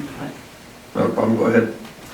Sorry, I just wanted to add to my report, or anecdotally, that I've had numerous citizens thanking the city for the appearance of our downtown with the lights and the skating rink. So I think that needed to be noted, and just really thanked, particularly Guy, for having the vision for that beautiful downtown. Thank you for that. Councillor, there was also one item you had on there at the high school. Perhaps you could just because I think there'll be lots of people both in this room and at home that will not fully appreciate what it's about, if you could just touch on it briefly, please. Sure, so I had the fantastic opportunity to go to the Composite High School just the other day as a guest judge. There's a Science 30 class that, as part of their outcomes, do a project. So it's project-based learning, and they, present some sort of energy, program, I guess. So it could be anything, like I said, from nuclear to coal. So it's kind of old technology, it's old style, but it's newer, to like things that are revolutionary, things that are just on the cusp of happening, so like the whole gamut. And it was really quite fascinating, actually, just how hard these kids worked on doing all the research, and it wasn't just, it was really well thought out. They had to think about the benefits, they had to think about the risks, they had to talk about mitigation of those risks going forward, and I thought that it was just a really excellent opportunity for us as guest judges, certainly myself and MLA Orr, just to see students in action. It's really awesome to just to be part of that, to be invited as you know, members of, you know, being politicians. They were really keen to sort of sell us on various methods of energy, as if they were trying to do it like a dragon's den or something like that, and asking for our input. And of course, they also knew that as a municipality, that, you know, we are interested in things like that, whether it's, you know, alternative methods of energy, or in the case of the biomass, of course, that also addresses things like dealing with, you know, waste management as well. So they were really well informed, and I was really impressed, and I was really honored to be part of their. Thank you very much. I knew that was going to be an exciting day. I appreciate you taking the reins there and attending. I didn't expect anybody to be too impressed to have contracted the flu from because I was there, so thank you for that. Councillor Kotick? I didn't get my reporting time, I'll have it for next time. I just did want to echo Councillor Hoekstra's remarks about the skating rink downtown. I have heard a lot of comments about that, in fact, and I know when speaking to Guy, he's talking about how maybe next year you could actually make it a little bit bigger, possibly, but anyways, that's all. Thank you. So on that same note, I guess that for me, that's that whole passive recreation thing is a big deal. It's very good value for municipal dollars spent, and that's been a huge bonus having that rig downtown. Heard nothing but good compliments. I have had some, I don't necessarily want to say negative, but some input over the snow maintenance or snow removal maintenance on other rinks, and perhaps we might consider stepping that up additionally especially over the holiday season.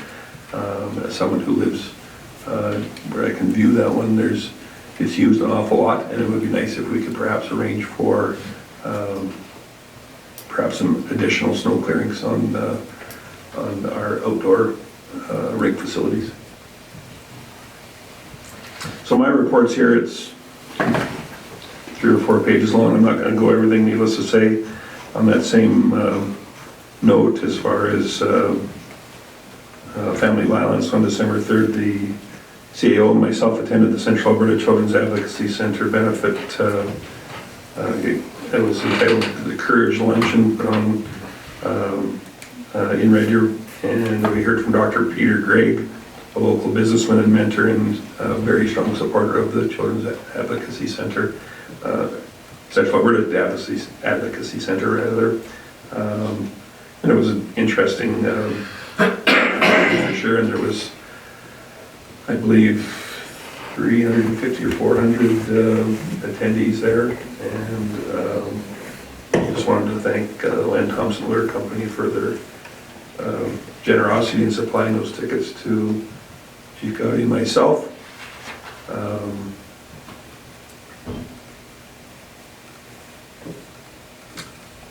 Back at the start of December, the Lacombe Generals hockey jersey handover ceremony.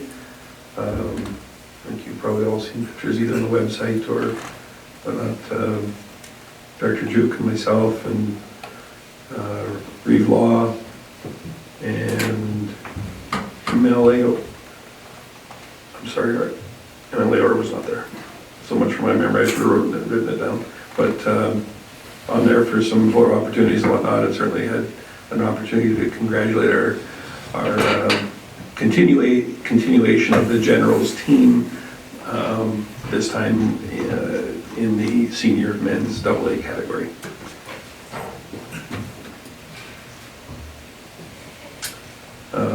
December 11th, the Central Alberta Mayors and Reeves meeting. We do actually discuss quite a number of issues there, but I heard from Mayor Veer on this particular occasion and heard about her work on the regional hospital upgrades.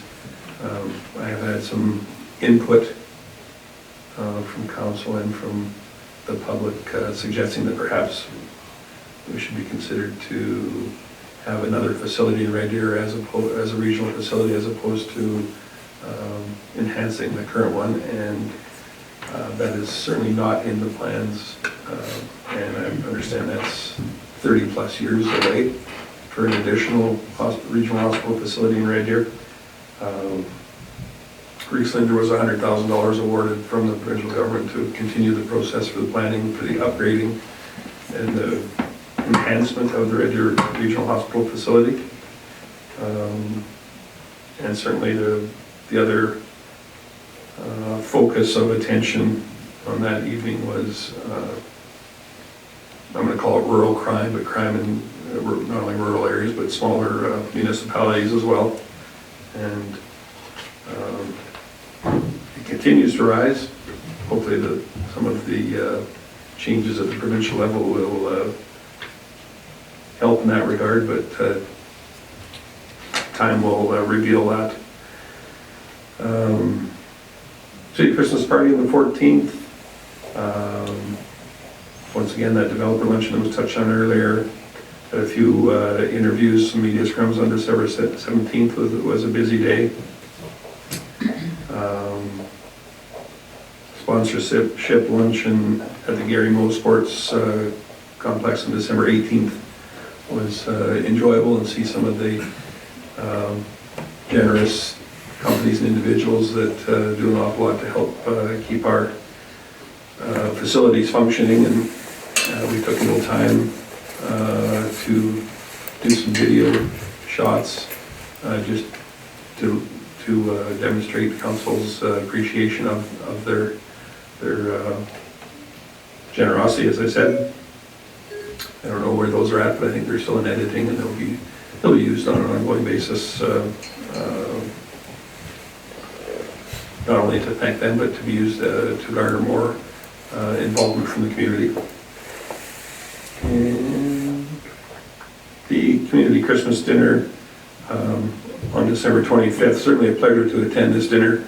I realize it's not easy for certainly more of council will not to be there particularly on Christmas Day. It provides a delicious home cooked meal in a festive setting at no charge. And I just once again want to thank Councillor Hoekstra and her husband Pete for long time donors of their time and energies in organizing this 14 years, 13 years? 14 years, so pretty outstanding. Naturally, along with the Bethel Christian Reformed Church and all of their volunteers, but I certainly appreciate, as I know council and our whole community does, Councillor Hoekstra, so thank you very much for that.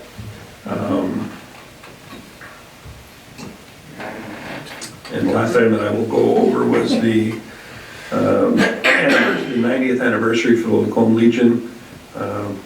Was thrilled to be there and join Reeve Law and all of the Legion officials for that celebration.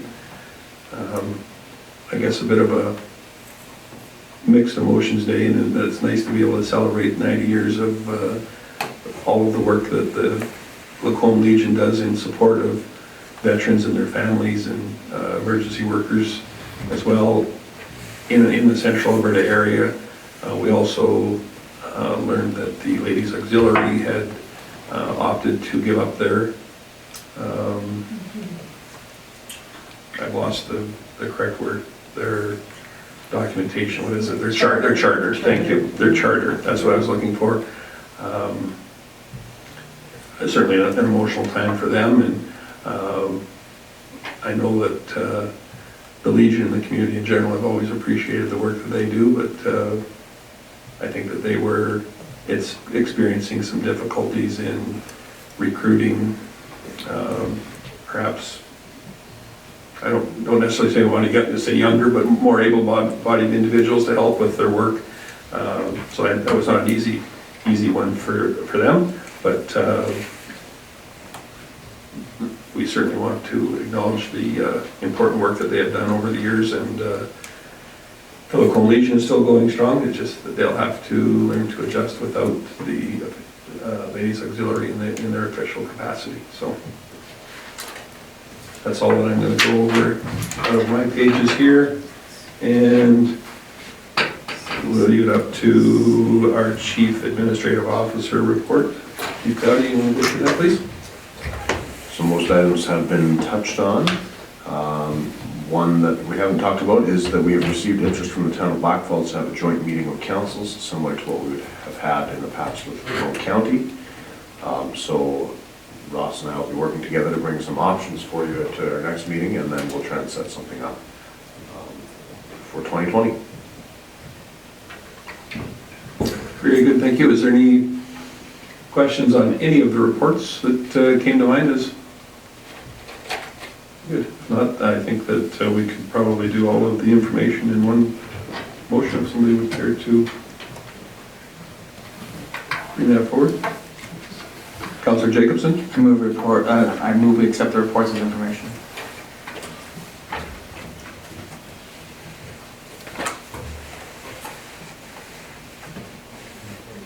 So reports are all reports and information. All reports and information. Very good. Appreciate that. No additional input. All those in favor? Unanimous. Thank you. Did I miss out any items before we... Minutes? Or review those? Yeah, you want to bring those up, please, Ross?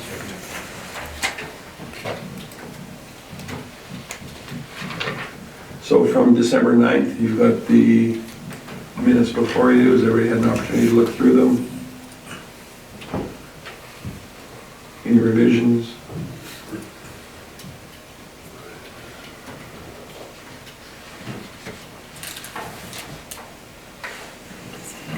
Councillor Hoekstrom? I move that we accept the minutes as presented. Thank you. I also would like to make a comment that I would like to do that before information. I would like to change the agenda going forward, but anyhow, that's the little line here. I just always find we almost forget about the minutes, and I still think they're pretty important, but. Everything that we do is important. You're right. No. It's kind of forgettable, but I don't know. Certainly a fluid document, it can change. Absolutely. So I see several people still looking at their minutes here. Was there something that wanted to bring up or no? All those in favor? Very good, thank you. So we'll take a short break in order to chat with the press if there's any issues. And we'll reconvene here at 7:45.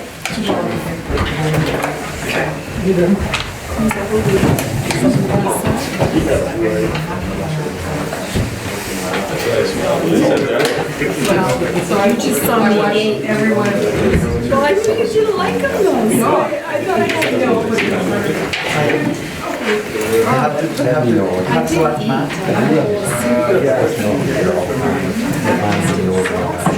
All kinds of. Yeah, like I'm not sure. Yeah, I was gonna say like Justin. So He was here, he really likes my apologies for and usually Monday. for the time.